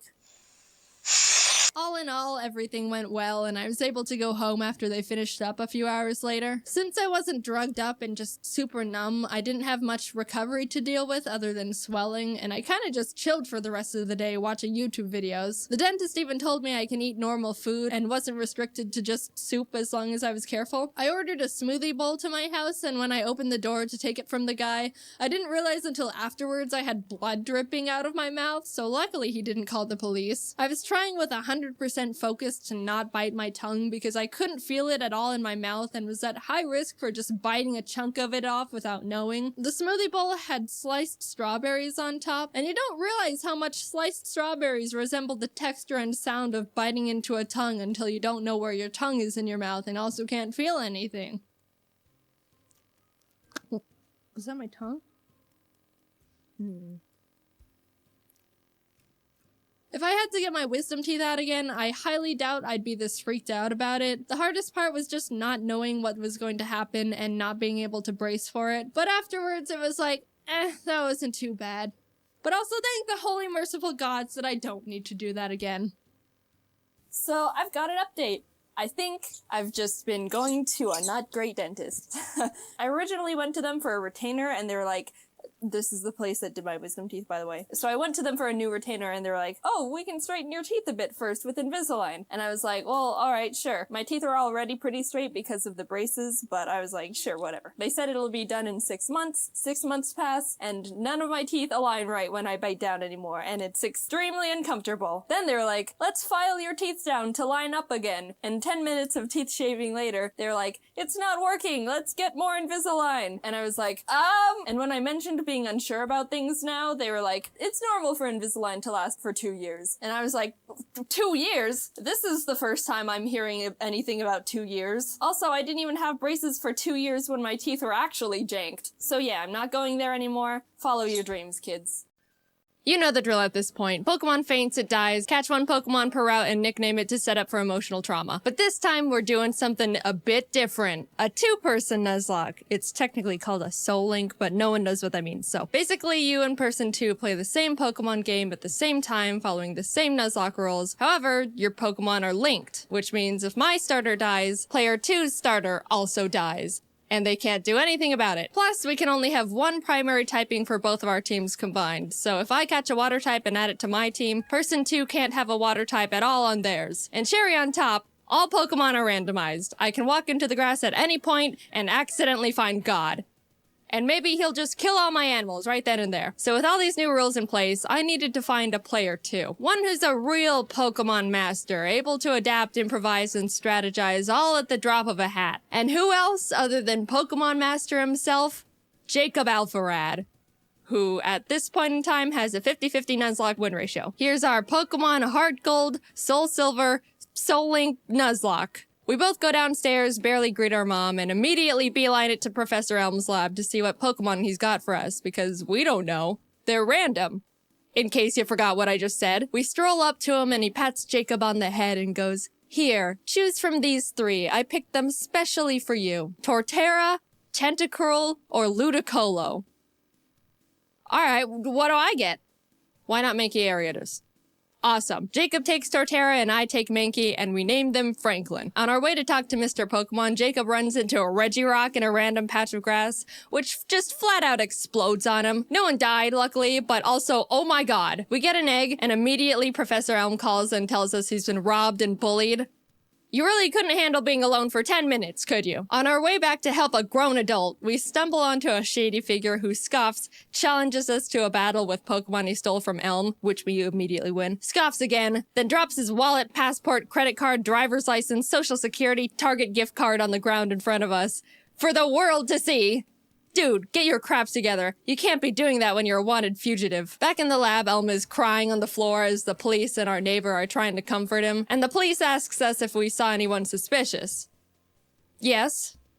We saw his info. Now here we get to name our rival. Jacob and I try to think of someone that we both shared some sort of rivalry with. When we remembered a certain professional Pokemon Nuzlocker has been consistently reacting and critiquing our Nuzlocke so far, some of his comments were more critical than others, and directed at one of us more than the other. Mr. Policeman, his name is Jan. Hi, Jan. Let's see if you can destroy us from the inside out. Anyway, our neighbor takes us out to some grass to show us how to catch a Pokemon, runs into Articuno, catches it in a Pokeball in the green, and turns to us and goes, see? Just like that. They give us some Pokeballs and we can finally start our journey. We both run around in the grass and our first encounters are Barboach and Houndoom. This would have been awesome for Jacob if he could catch the dang thing. Since we only had Pokeballs, Houndoom was not getting in the ball no matter what, and we ended up not getting that pair. But you know, it's alright. There's plenty more encounters like Hoppip Farfetch that Jacob accidentally kills, or Geodude Gyarados that Jacob accidentally kills, or Tyrogue Charizard that Jacob accidentally kills. Hey, why do I get this? And Jacob gets all this? And why do you keep killing him, Jacob? But finally, in the ruins of Elf, we managed to catch a new pair. Sand/Camerupt. Not bad at all. We tried to name them Michael, but both misspell it, so welcome to the team, Michels. Then on Route 32, we catch Totodile Beedrill, which is also pretty good, mainly for just me. We started combining the two Pokemon to create their names, so we ended up somehow with Bedrodo. We ran into a trainer who had a frickin' Palkia on his team. Fun fact, did you know if you Google Palkia type weakness, Google will tell you that he's weak to Fairy and Salamence? No other dragons, just Salamence. So Jacob and I started joking around every time we saw a Palkia. Oh no, if only I had a Salamence. Uh-oh, don't have a Salamence over here. It was kind of strange how many Palkias we ran into, but that didn't stop us from bullying every single one. So we take on Faulkner, the first gym leader, who has Kyogre Bronzor and Metagross Dragonair. Oh my god. After a lot of difficulty, we both managed to beat him with no casualties. I don't know how that happened, but hey, everyone's alright. Oh, he's gonna take himself out. Oh my god! How about some encounters to lighten the mood? Oh, hello, Shuckle Suicune. That Jacob accidentally kills. In Azalea Town, we challenge Bugsy, who luckily wasn't as stacked as Faulkner. And as we step outside, Jan, who is surprised we haven't been demolished yet, yeah, I'm surprised too, challenges us to a battle, which we also win. Hehehe. We run into Mawile Deoxys in the forest, who someone accidentally kills, and make our way to Goldenrod, where there's a security guard that'll give us both a Pokemon. He hands me a Porygon 2, which I'm ecstatic about, turns to Jacob, and gives him Regigigas, which we can't use because they're both normal types. Of all the legends you had to get, of course you get the only normal type besides actual God. We beat Whitney and in the national park find Piplup Flaffy, which we name Plap. I pitched to Jacob that I'm willing to trade the Bedrodos to make room for this new pair, so he essentially switches Beedrill with Flaffy, which we shake on. Welcome to the team, Plaps. And then my Plap immediately almost gets killed. Jaiden. I'll fix it. Sorry, my bad. We find Dragonair Shuppet, which is an actually insane pair we could use right away. But, yeah, I ended up killing that one. Look, I'm sorry, Jacob. It is harder than it looks to catch these things. We pour water on the strange trees on Route 36 that actually turn out to be Cradily Silcoon. We kind of named them Dillydoo and could have added them to the team as death fodder, but we ended up forgetting to. Which is, yeah, a pretty silly mistake, but what's the worst that could happen? Who needs death fodder in a Nuzlocke? Jacob and I make it to Ekritique and walk into the burned tower. As we were about to go down there, Jan runs up and is like, "You're only trying to catch Suicune to make yourselves look stronger than you actually are." And we're like, "No, we killed him a while ago." But he still wanted to battle, probably to show off the Mew he somehow found. We beat him yet again, go downstairs, scare off the dogs, and go challenge Morty. Jacob didn't have any trouble for the team Morty had for him. But for me, I was having a bit of a harder time because he had a Lugia, which neither me nor my team could even handle. All I could do was bubble beam it with Plap and pray I don't get crit one-shot as Jacob just sits there watching. But it ended up working out. We arrive in Olivine and climb the giant lighthouse, almost falling to our literal death along the way. Reach Jasmine at the top, who's like, "Climb back down and go get medicine for Amphi and Cianwood." And we were like, we almost died getting here. Surfing to Cianwood, we encountered Abomasnow Pupitar. And I know what you're thinking. Yeah, we did catch them. Abomatar joined the team immediately, and suddenly we've got a pretty powerful lineup going on. Also, a random guy in town gifted us a Mewtwo and Weepinbell. Finally! I'm the one with the legend now! But we had to box him because we couldn't have two grass types. All of this sudden shared luck combined with our 0-death win streak got us feeling pretty confident, which naturally means it's time to get kicked in the throat. Specifically by a black belt martial artist. Gym leader Chuck was indescribably tough in the most bullcrap way possible. For me, Jacob had no trouble at all because he's Jacob. He had a Kingdra, which I brought Abomatar out for. Nothing else on my team could really do anything against it. The main drawback of this is Abomatar's Snow Warning ability, which creates hail, damaging every Pokemon, including my own, that's not an ice type, which is pretty inconvenient in a Nuzlocke. I even made a teeny tiny comment about it when I first got him. I'm gonna call it. Snow's gonna kill one of my Pokemon. Kingdra goes down, and Chuck's only other Pokemon, he's only got two, is Frostlass, who, if you don't know, has Snowcloak. Snowcloak makes the Pokemon 20% harder to hit if there's hail. You want to know how many Pokemon in Gen 4 have this ability? 5. 3 of which being Mamoswine. You want to know how many Pokemon there are in Heart Gold Soul Silver? 493. Now, I know these odds sound pretty awful already, but you know what this Frostlass does? She uses Ominous Wind. Ominous Wind has a 10% chance to boost every single stat of the user. She gets the stat boost twice in a row. After a lot of strategizing, we both decided the best option for us would be to send in Michel as death fodder to heal up Plap, because he's the only one that can really do anything at this point. And what happens? Please don't get another stat boost. He's good. He's so good. No. Oh my! Frostlass crit one-shots Michel as soon as he comes out. Our first deaths. Poor Camerupt. He was so proud for making it out of Jack's gym and then just falls over dead for no reason. I got Plap healed up and basically started heal stalling, which, sure, isn't a noble strategy. But, come on. After literally struggling against my own bad luck for what felt like hours, finally, Frostlass goes down. Finally. Holy shit. Jacob practically drags me out of the gym and we head to the BC. We decided to add a pair we caught back on Route 35, which was Charmeleon Donphan named Darfel. A fantastic duo. I was admittedly, and I think justifiably, still really salty about what we just went through, but Jacob convinced me that we should just move on. We got our Darfels leveled up and returned to Olivine to feed Amphi the medicine that we picked up so Jasmine would finally do her job. And check this out. Already done. You're right. Oh my god. Look at our 2 screens real quick. Nah, it's alright. She also had a Geoxys. We headed to Mahogany Town, catching and adding Nidoran and Bibarel named Beryl to the team. And in the Lake of Rage, Jacob caught a Kyogre paired with my Swalot. We never used this pair, but I just wanted to mention it for reasons. We approached the glistening shadow of the lake beast, activate the encounter, and find a shiny Banerian Donphan. Not, the best, but hey, free shiny Pokemon. Doesn't hurt to Oop, I killed it.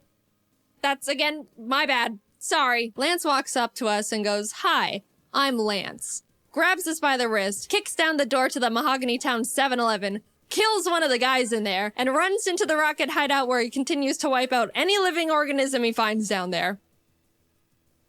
Classic Lance. We decided to copy him and beat up all the executives and their power generator. Right before we fly to Goldenrod, we pick up the 7th badge and then continue curb stomping Team Rocket. We were getting a bit too comfy though, and as Jacob wasn't paying attention, mainly because he just got a chicken sandwich, Obamatar was killed by a Golem's earthquake. Oh no. That was a really bad blow and stung much more because we weren't paying attention. But we did have to move on, especially since we were literally in the middle of a gang fight. We shoved our way to Rocket Executive and Big Boss Archer and give him a bit of a throat chop so he would calm down and stop doing whatever it is he was doing. And everyone is saved. On our way to Blackthorn, we catch Frostlass Corfish, which put me into a vengeful trauma spiral. You. And then Jacob caught himself both a Suicune and an Azelf. We arrived and took on Claire, who led with a Mewtwo against me, which at this point I shouldn't even be surprised. But all the rest of her team was pretty much a pushover for both of us. Claire's a bad sport and refused to think we were good trainers, so we talked to the old man behind the gym and he's like, "So do you beat your Pokemon?" And we were like, "No." And he's like, "Awesome. Claire, give him the stupid badge." What? So now we can head to the Elite Four. Hey guys, I think you should go fight a horde of Asian women in Ekritique. So we enter the Ekritique Theater and start fighting the women, and the second girl for me sends out Ambipom. As I switched to Franklin, it screeched, which I didn't pay attention to, and Ambipom double hit killed Franklin. Our starters died. Dude, that was really sad. We were about to make it to the Elite Four with them, and bam. Not alive anymore. They were with us through everything. Pretty much the backbone to our teams. Man. Jan's gonna make so much fun of us when he finds out. As we're still mourning, the last kimono girl rest spams with Wailord. "Do you have any dignity, woman? We're lamenting over here." We try to leave and the girls are all, "No, go catch the legendary Pokemon." He's already got 3. So I head to Whirl Islands and Jacob scales the bell tower. And what legends do we find? The legendary Zangoose and Loudred. Finally, we have some freedom again. And as soon as we touch the water in Newbark to head to Victory Road, what pops up from the bottom of the lake but Entei himself? And Doduo. Oh my god! Hello, Dode. That's going in the box because fire types. We catch Cascoon Regirock in Victory Road, and heading towards the exit, Jan sprints up from behind us, and I iconically say, "This is your last chance to kill one of our Pokemon, Jan." And what happens? Why? Oh my god. No. What happened? Oh. That's not great. He killed one of our Pokemon. Yeah, that sucks. That really sucks. Darfell was an incredible pair we've had since the 5th gym, and we really grew to lean on. We lost quite literally half our team right before the Elite Four. We beat Jan for the last time, enter the Indigo Plateau, and immediately bolt to the PC to see what kind of damage control we can do. After a very long time of trying to stitch together the best teams possible, we ended up with this. Ampharos Empoleon, Bibarel Nidoqueen, Beautifly Cradily, Dodrio Entei, and Victory Bell Mewtwo. I know! Wow, Jaiden, super balanced. You've got Mewtwo and Entei and Jacob has a Beautifly. Look, this is the best we could do, I promise. Tell him, Jacob, tell him. Anyway, big deep breath. Here we go into the unknown depths of the Elite Four. Will, Coda, and Bruno were all no problem at all. We breezed right past them. Everything was going great. This is fine. It's done. Yeah, he's... Oh my god. It's fine. I win these. On the other hand, Karen was not as nice. No, I just mean, what if he does any charge move? Oh. Okay, he just did cross chop. He's dead. It's fine. I was safe to fly him. I'm just paranoid. Oh my god. Yeah. Oh my god. Oh my god. Oh no. Guys, we're so sorry we got you killed in the first, 15 minutes of having you. We ended up getting out of the battle with no more casualties, but facing Lance with a team of 4 each is really not ideal, to say the least. But we walked up to him nonetheless. Whether we win or lose here, this is our last battle. He leads with Fiona and Ledian, which we were both like, ha ha ha, Lance, is this all you've got?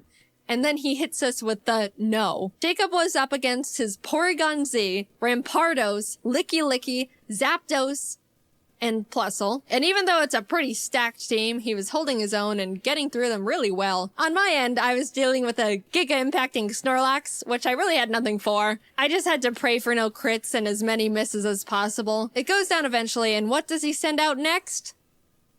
Palkia. Oh... I could really use a Salamence right about now. This is what we get. We bullied Palkia so much during our journey here. Looking at my team, I don't have anything that can handle Palkia either, except for Mewtwo. And what happens? He gets Spatial Rend crit one-shot turn 1.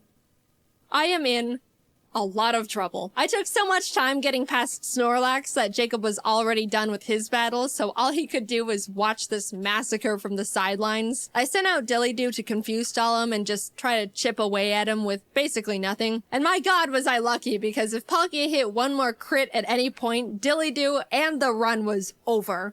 And I was forced to dance on that line for a long time. But eventually, Dillydoo lands the finishing blow. I was so proud. The pair that we caught so early on and deemed as death fodder was the one saving us. We're so sorry for doubting you, Dillydoo. Thank you for sticking by us and not dying. But that was only half of Lance's team, might I remind you. Plap took out his Sand Slash, which stunk, but Bastiodon came out, tanked Plap's Surf, and killed him with Metal Burst. I was in shock with that one. That was our second oldest pair. Ever since our Franklins died, Jacob and I both started seeing the Plaps as our star members. Beryl came out and revenge finished the Bastiodon, and Lance's last Pokemon was big ol' hard-hitting, tanky frickin' Azumarill. I sent Dillydoo back out because Beryl would die immediately, and started the chipping game again. If that wasn't bad enough, Azumarill set up the Rain and an Aqua Ring for itself, which turned this fight from, to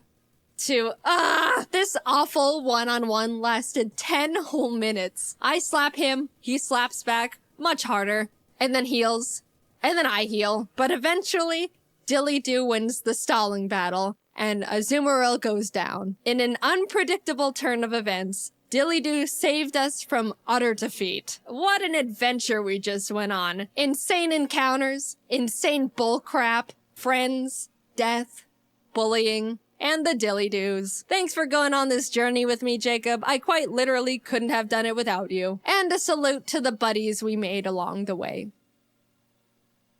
Except you.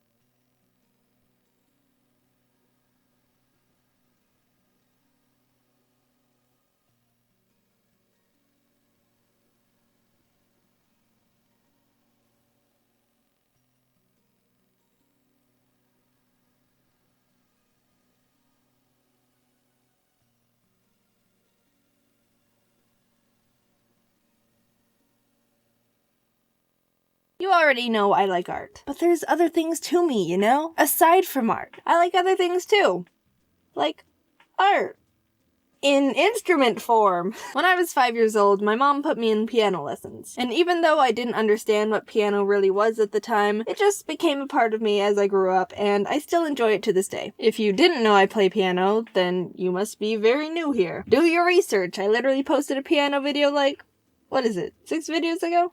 Nah, just pulling your leg. It's fine if you didn't know. I'm glad you're here. Welcome. But I mean, it was only 6 videos ago. So, I took lessons at this little place down the road. It was quaint and homey, just a really great atmosphere. The owner was this sweet old lady, and she had so much passion for running the place and teaching kids piano. It was great. Until around 8 years later when the place was bought out by another owner. I don't know the exact details, but I'm assuming it was because the place was going downhill a bit and the owner couldn't keep it. So now the little piano place is being run by new people. And they sucked. They literally had no care or respect for the place and only wanted to make money. All the passion was gone and you could feel the life drain out of the poor place every day. They branched out to other lessons, which doesn't seem bad, but there would be electric guitars playing at the same time as violins, and during my private lessons there would be some kid blasting it on the drums a couple rooms down. Nothing worked. There was no synergy. But no, it got worse. The new owners renovated the place to add dance lessons. So not only are there frickin' drum solos playing at the same time as one-on-one piano lessons, but now there's an extra layer of background noise of bad hip-hop music. I remember trying to play a Mozart piece I was assigned, and halfway in we were interrupted by a lot of people were complaining, but the owners didn't listen. Or care. More variety means more profit, so off with you, peasants. We decided to leave when they added karate classes, so that's how I stopped lessons. To be honest, I already knew the basics of piano and they were kinda just throwing songs at me to learn, and when I got it down, I just move on to the next and totally forget about the previous one. You know, like when you study for a test just to pass and then walk out of class the same day like, nice, now I can forget everything. So I was kind of getting bored of the whole routine anyway. For 2 years, I stopped playing piano. I thought I could only play what teachers told me to and wasn't interested in the majority of what they were giving me. I was tired of the typical classic songs and stuff. Not trying to say classical or any of that style of music is bad. I was just sick of learning them and was overall disinterested. Keep in mind, I was doing it for 8 years. In the summer of my junior year of high school, I remember hearing a Pokémon song and thought, you know, this would be really pretty on the piano. I wonder if people have made it into sheet music. And thus, I was introduced to a whole new world of piano music. Jaiden, you aren't a real pianist unless you only play Beethoven and Chopin and Mozart. Anything else is a disgrace to the piano. What are you doing? Do you mind if I use this scalpel to just try and make a big incision in your head? What? Why? You seem a bit close-minded. I started downloading a bunch of video game sheet music I was attached to, and I was re-inspired to pick up piano again. Yay, happy ending! Don't give up on your dreams, kids! Sparkles, fireworks. But what you don't know, unless you know me personally, or have been stalking me for the past 14 years of my life, is that I've actually had my fair share of playing a lot of other instruments too. I was a bit of an instrument dolphin, diving into one instrument, dropping it, and diving into a new one. Repeat cycle. The United States education system is dumb. I think we all already knew that. Also, shout out to Arizona for being one of the best states in the US for education. Haha! So I don't know about you, but my elementary school forced 3rd graders to take a Suzuki class where you learn how to play the violin. No one liked it except the 3 or 4 kids whose parents already forced them to learn violin before that. The only thing I looked forward to in that class was trying to get the special violin case with the black interior instead of the normal blue. I realize now that was just the school having absolutely no money and buying whatever they could find to have enough violins for the amount of students. But it was special to me, alright? Nothing else to say about my violin experience. I literally don't remember anything else but just wanting to be the first to the only black violin case. Don't turn that into a racial thing. Looking at you, Wall Street Journal. In 4th grade, they let us choose if we wanted to stick with the violin or switch to a viola, cello, or bass. I chose the cello. Nothing else to that story either. I just played the cello for a year and then dropped it. There was this one girl in class who was literally the smallest out of everyone. Insert easy typical short joke. She chose the bass. The thing was frickin' 2 times the size of her, height and weight-wise. It was almost torture watching the poor girl haul this obnoxiously large instrument to class every week. So that's how the Egyptians built the pyramids. The school also forced us to learn the recorder. That was a nightmare. All I remember about those days were... guitar! Dudes, calm down with the instruments. What are you trying to do? Turn us into a parade? Again, the school was shoving more instruments down our throats when they barely had the budget to pay for complimentary pencils in their own classrooms. Hey, I don't think you need to be throwing away your money to random crap. You know, I think there's some other people there who could benefit from a bit extra in their salaries. So the school bought guitars, but not enough guitars. They couldn't afford enough for all the students in a class, so we had to share them in groups of 3. 3! Not even 2! You tried. One student would have to play a chord, and then the other 2 would just stare at them. No one learned anything. Imagine trying to learn how to write the alphabet. But hey, no. You can't write the letters. You have to watch someone write the letters. Kinesthetic learning style. What's that? School... What are you doing? Are you actually trying to be low on that education list? You know you're supposed to try for first, right? It's not a high score kind of thing. You're not supposed to go for 50. Finally, of course, there was the typical band option in 5th and 6th grade. The instrument I chose was the flute. The main reason was because when the band teacher came in to show us all the instruments we got to choose from, he let us try and play them without any experience. And when he was explaining the flute, he was like, okay, now the flute is one of the hardest to pick up. It's a bit more complicated than it looks. You've got to figure out the exact special way to align your lips to make the sound because it's a very particular... Holy Mother, I am the chosen one. This is a sign from the heavens. Greek god Apollo has destined me to play this flute. Get wrecked, mates! I actually really liked playing the flute. Since I already knew how to read sheet music from my piano lessons, I was already a step above most of the students, and I had fun. But I had to drop it after 6th grade because taking band in junior high didn't fit into my schedule. Instead, I chose to take an art elective. And you know where that led to.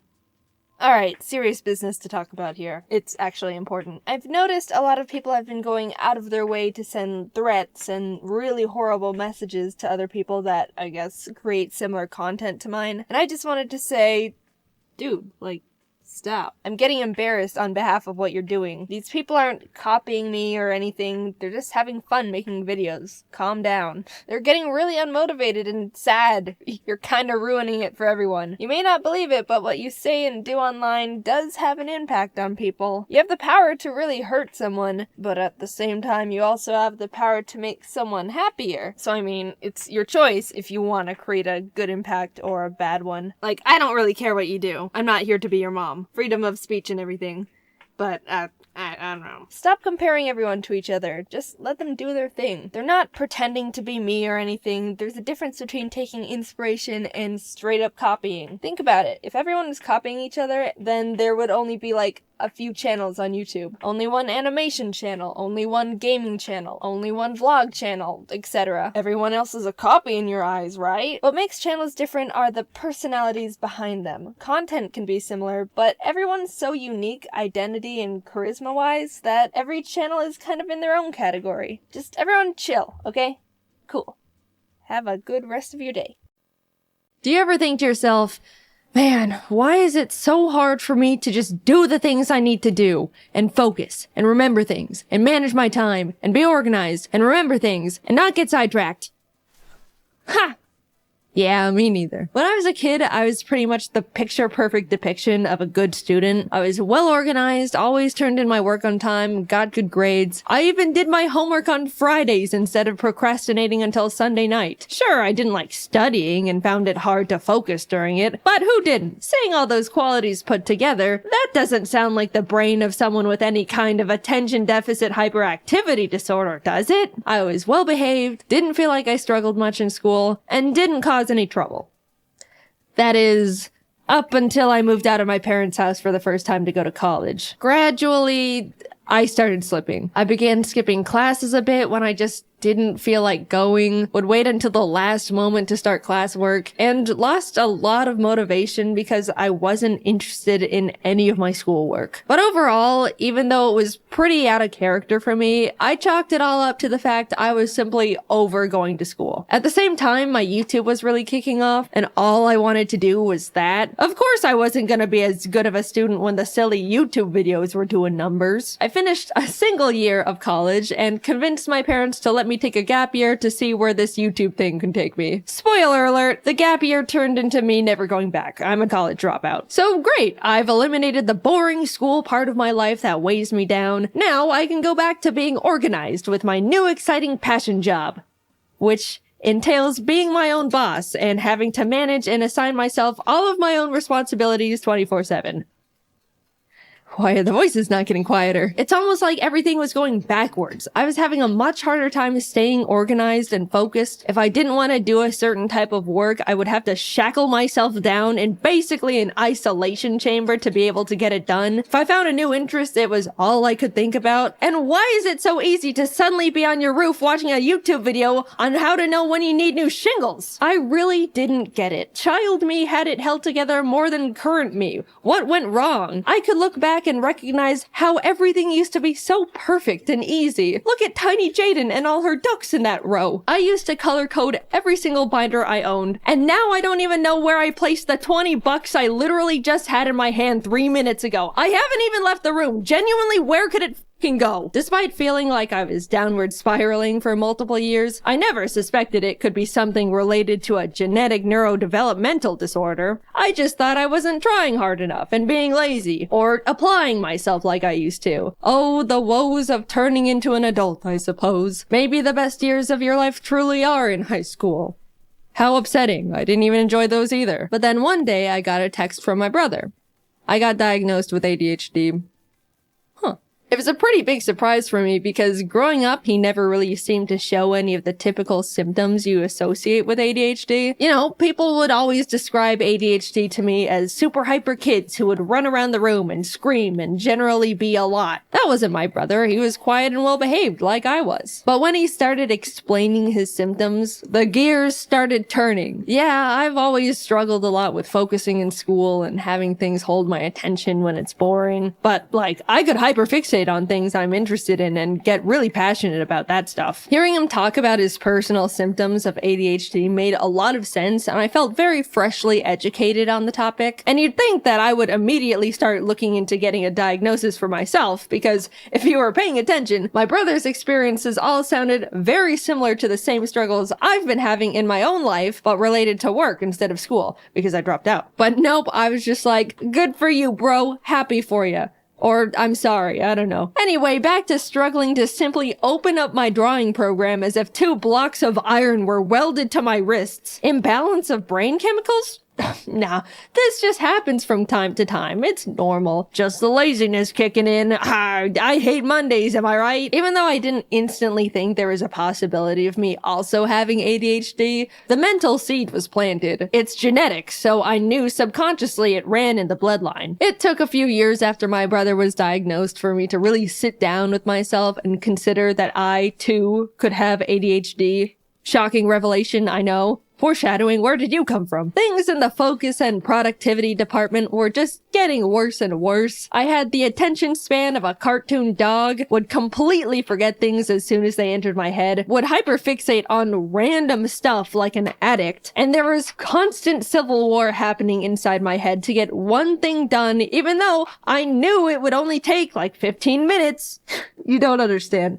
It feels like physical torture to make myself sit down and lip sync a simple scene, like most of the time. You know, the thing I've been doing for 10 years at this point and am definitely used to doing. And yeah, once I've gotten going, then I'm honed in and you have to pry me away from it with a crowbar. I'm aware of that part. But nah, I'm still gonna scrap with myself to plant my ass in that chair because I don't even know why at this point. The biggest thing holding me back from feeling like I had ADHD has always been the simple memory of being in school and having my shit together. I know what it feels like to be on top of things and to be organized. I had it all in the palm of my little child hand. I just needed to summon it again with a bit more effort. But a light switched off in my brain and suddenly I'm just not capable of the things I used to be. And it feels pathetic. Simple tasks are such a mental burden, it feels like I'm out of control but can't do anything about it. So finally, I figured I would try and get myself diagnosed. What did I have to lose? If anything, they just tell me, no, you don't have ADHD, try a little harder and stop complaining. And yes, of course it took me like 8 months after deciding to get diagnosed to schedule the actual appointment. What did you expect? That's like the first checkmark box on the ADHD list. I started seeing a psychologist and he would ask the typical, do you have a hard time focusing? And I'd go, yeah, like this one time yesterday, and then he writes something down as I continue rambling on this hyper-specific example way too long for a neurotypical person. I met with him for a few weeks and then it came down to diagnosis day. The nerves, man. I was so ready for him to say I'm a normal person who needs to suck it up. But instead, he was like, okay, so yeah, you definitely exhibit symptoms of someone with the inattentive type of ADHD. And autism. Yippee! My struggles are justified. I'm not crazy. Wait, what was that last part? He explained all the different ways ADHD affects me and the different areas I struggle with compared to others. He even gave me a 37-page document of his conclusions and information on how my brain works, with graphs and pictures. I've read through it all a bunch of times now, and it's already really helped me understand how I tick. I call them the autism docs, but I'm not gonna get into that side of the diagnosis. Let's just brush that one away for now. There's a couple types of ADHD you can have: hyperactive, inattentive, and combined, which is both hyperactive and inattentive. Hyperactive is the type people typically go to when they think of a loud kid who can't sit still. People with this kind normally need to fidget, have low patience, tend to talk a lot, and have trouble staying seated, especially when they're expected to, like in a meeting or school. Inattentive is the one where someone experiences difficulty in focus, memory, organization, has a low attention span. That's the one I have. It's self-explanatory, but if you have the combined type of ADHD, then you got it all. ADHD jackpot right there, my friend. I brought up during the appointments that I used to be such a good kid in school with seemingly zero ADHD symptoms, and how that part has always confused me. And he had a couple hypotheses about it. One, since my mom has always been a big source of my organizational influence, I was able to depend and lean on her for the majority of my school life for it. I felt like I was naturally capable of staying on top of things because she was right behind me the whole time, reminding me and guiding me through stuff. So when I moved out, everything started crumbling, which lines up pretty perfectly to when I did start struggling. Another explanation he gave was the fact that ADHD affects women differently than men, which is also less researched. Love to hear that one. Not only do women tend to be able to mask their symptoms better than guys, so it goes much more unnoticed, but they also experience ADHD differently. And research says there's a chance it can just start affecting women later in life. I'm no ADHD scientist though, that's just what I've been told by specialists. I don't know, I've just got the dang thing. Either way, those two explanations make a lot of sense to me and have since put my weird ADHD imposter syndrome to rest. I didn't really think that getting a diagnosis would change much about how I go about my life, but since getting my ADHD certificate and lollipop, it's completely revolutionized how I think and go about getting things done. It's still hard to get my ass into gear when I need to do one normal thing that's not difficult, but I'm much less hard on myself and will strike almost like these kinds of mental deals to loophole myself into getting things done. Like, for example, if I really don't want to edit a video, I'll say to myself,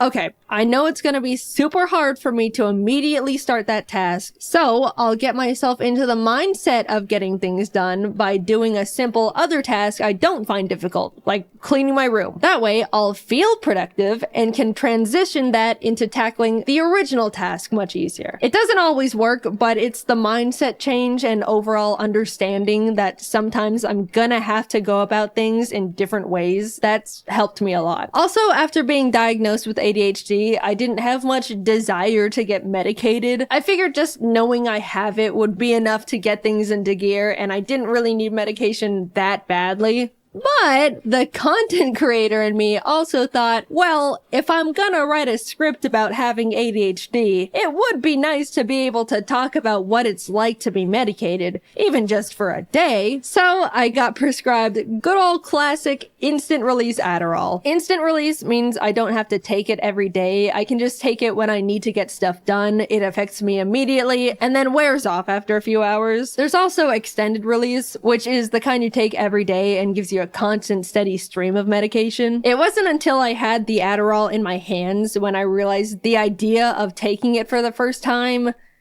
made me nervous. Like, what is this thing gonna do to me? I have so many friends with ADHD, honestly a higher ratio than friends without it. That's how it goes in content creation. All these MFs have it. They were all telling me that it's awesome, how you'll take it and immediately feel like a god, and you can do anything and it's incredible. And yeah, that sounds great, but also like, what the hell?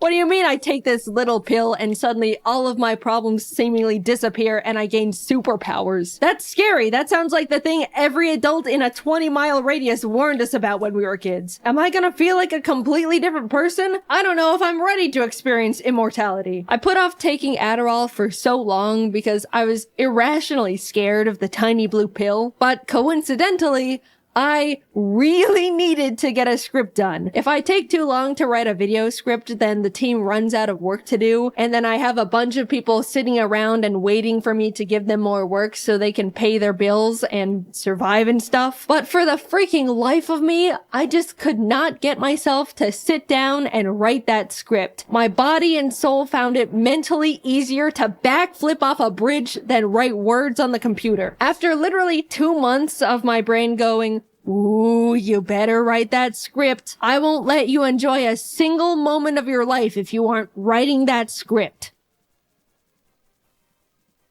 I don't wanna. Get up, go to the bridge. After that constant loop, I finally swallowed my fears and took my first Adderall. I had talked to James a lot about what Adderall is like since he's been on it for a few years now. And after I took one, I was messaging him like, I did it. I ate an Adderall. How long does it normally take to start? How do I know? What do I do? And he was helping me a lot and giving me tips. Then, like 20 minutes later, I felt it.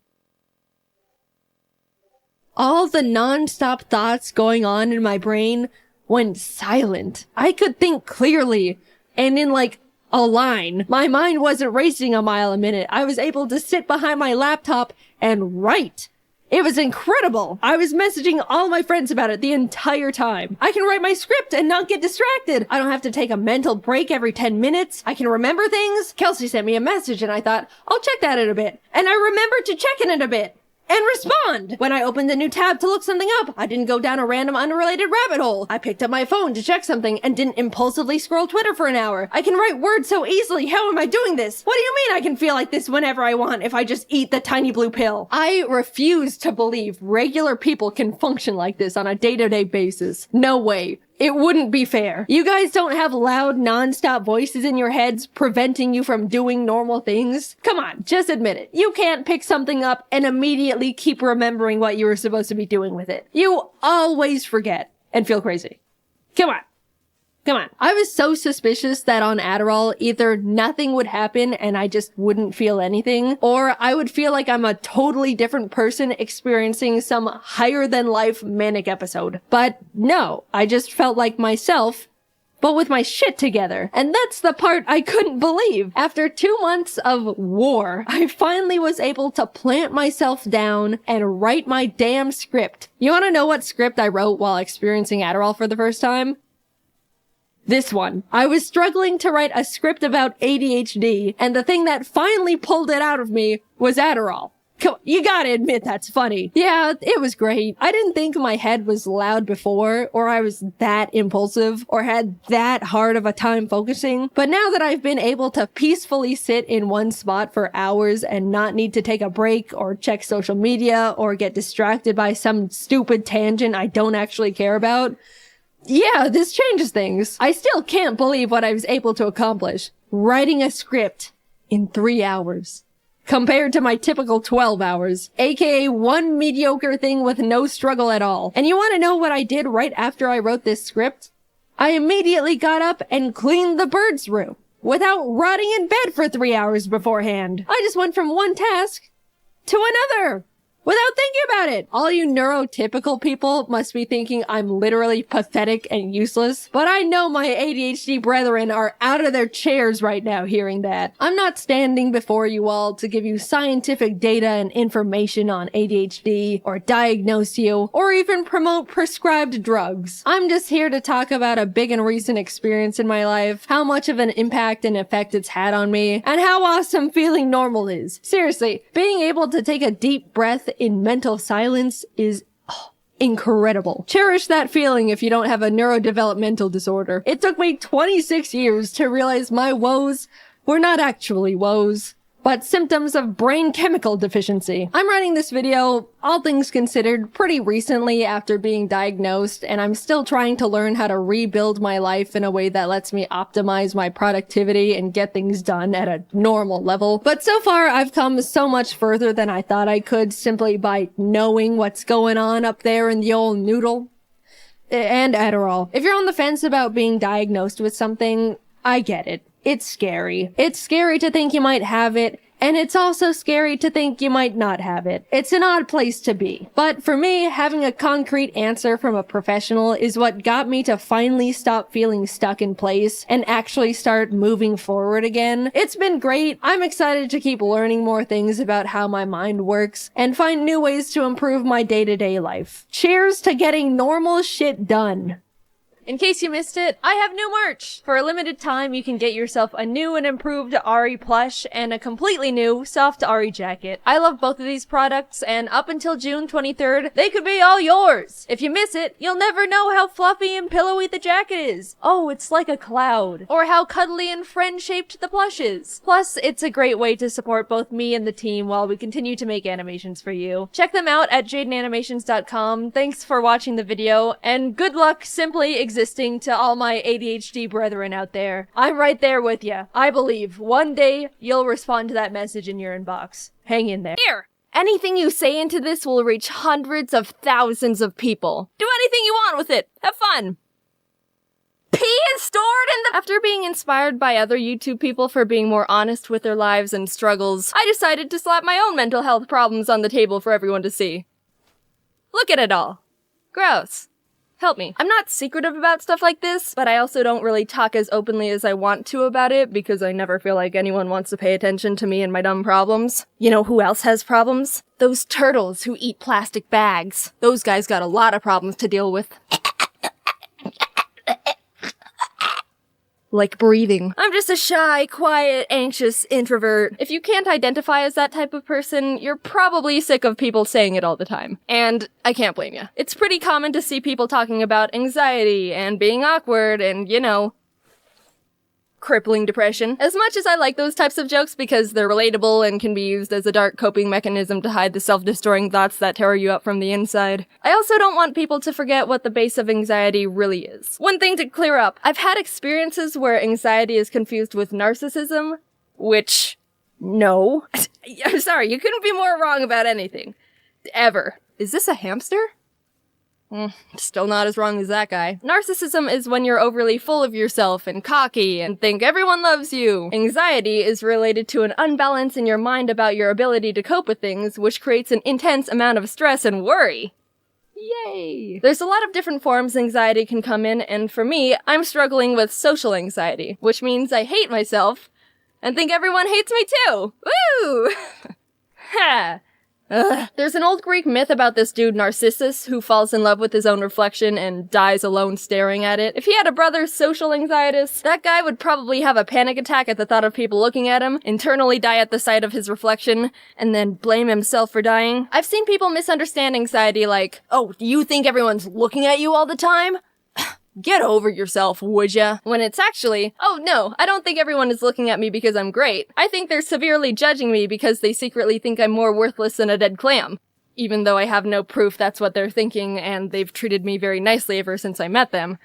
I just have a hunch. Not many things bothered me as a kid. When you're like 7, the biggest things going on in your universe are staying up past 10 p.m. and trying to convince your parents to buy you mechanical pencils. Even though I was blissfully oblivious to a lot of things, I still subconsciously knew there was something different. This weird nervousness followed me everywhere. It wasn't intense 24/7, but for example, say when I had to go to the bathroom, I would feel like people were watching me through the cracks in the doors and little marks in the ceiling, like eyes were always on me. Even though I was old enough to know that wasn't realistic at all, the feeling doesn't just go away, which is almost worse because then you feel like you're going crazy in your own head. But at the time, I just thought everyone had paranoid thoughts.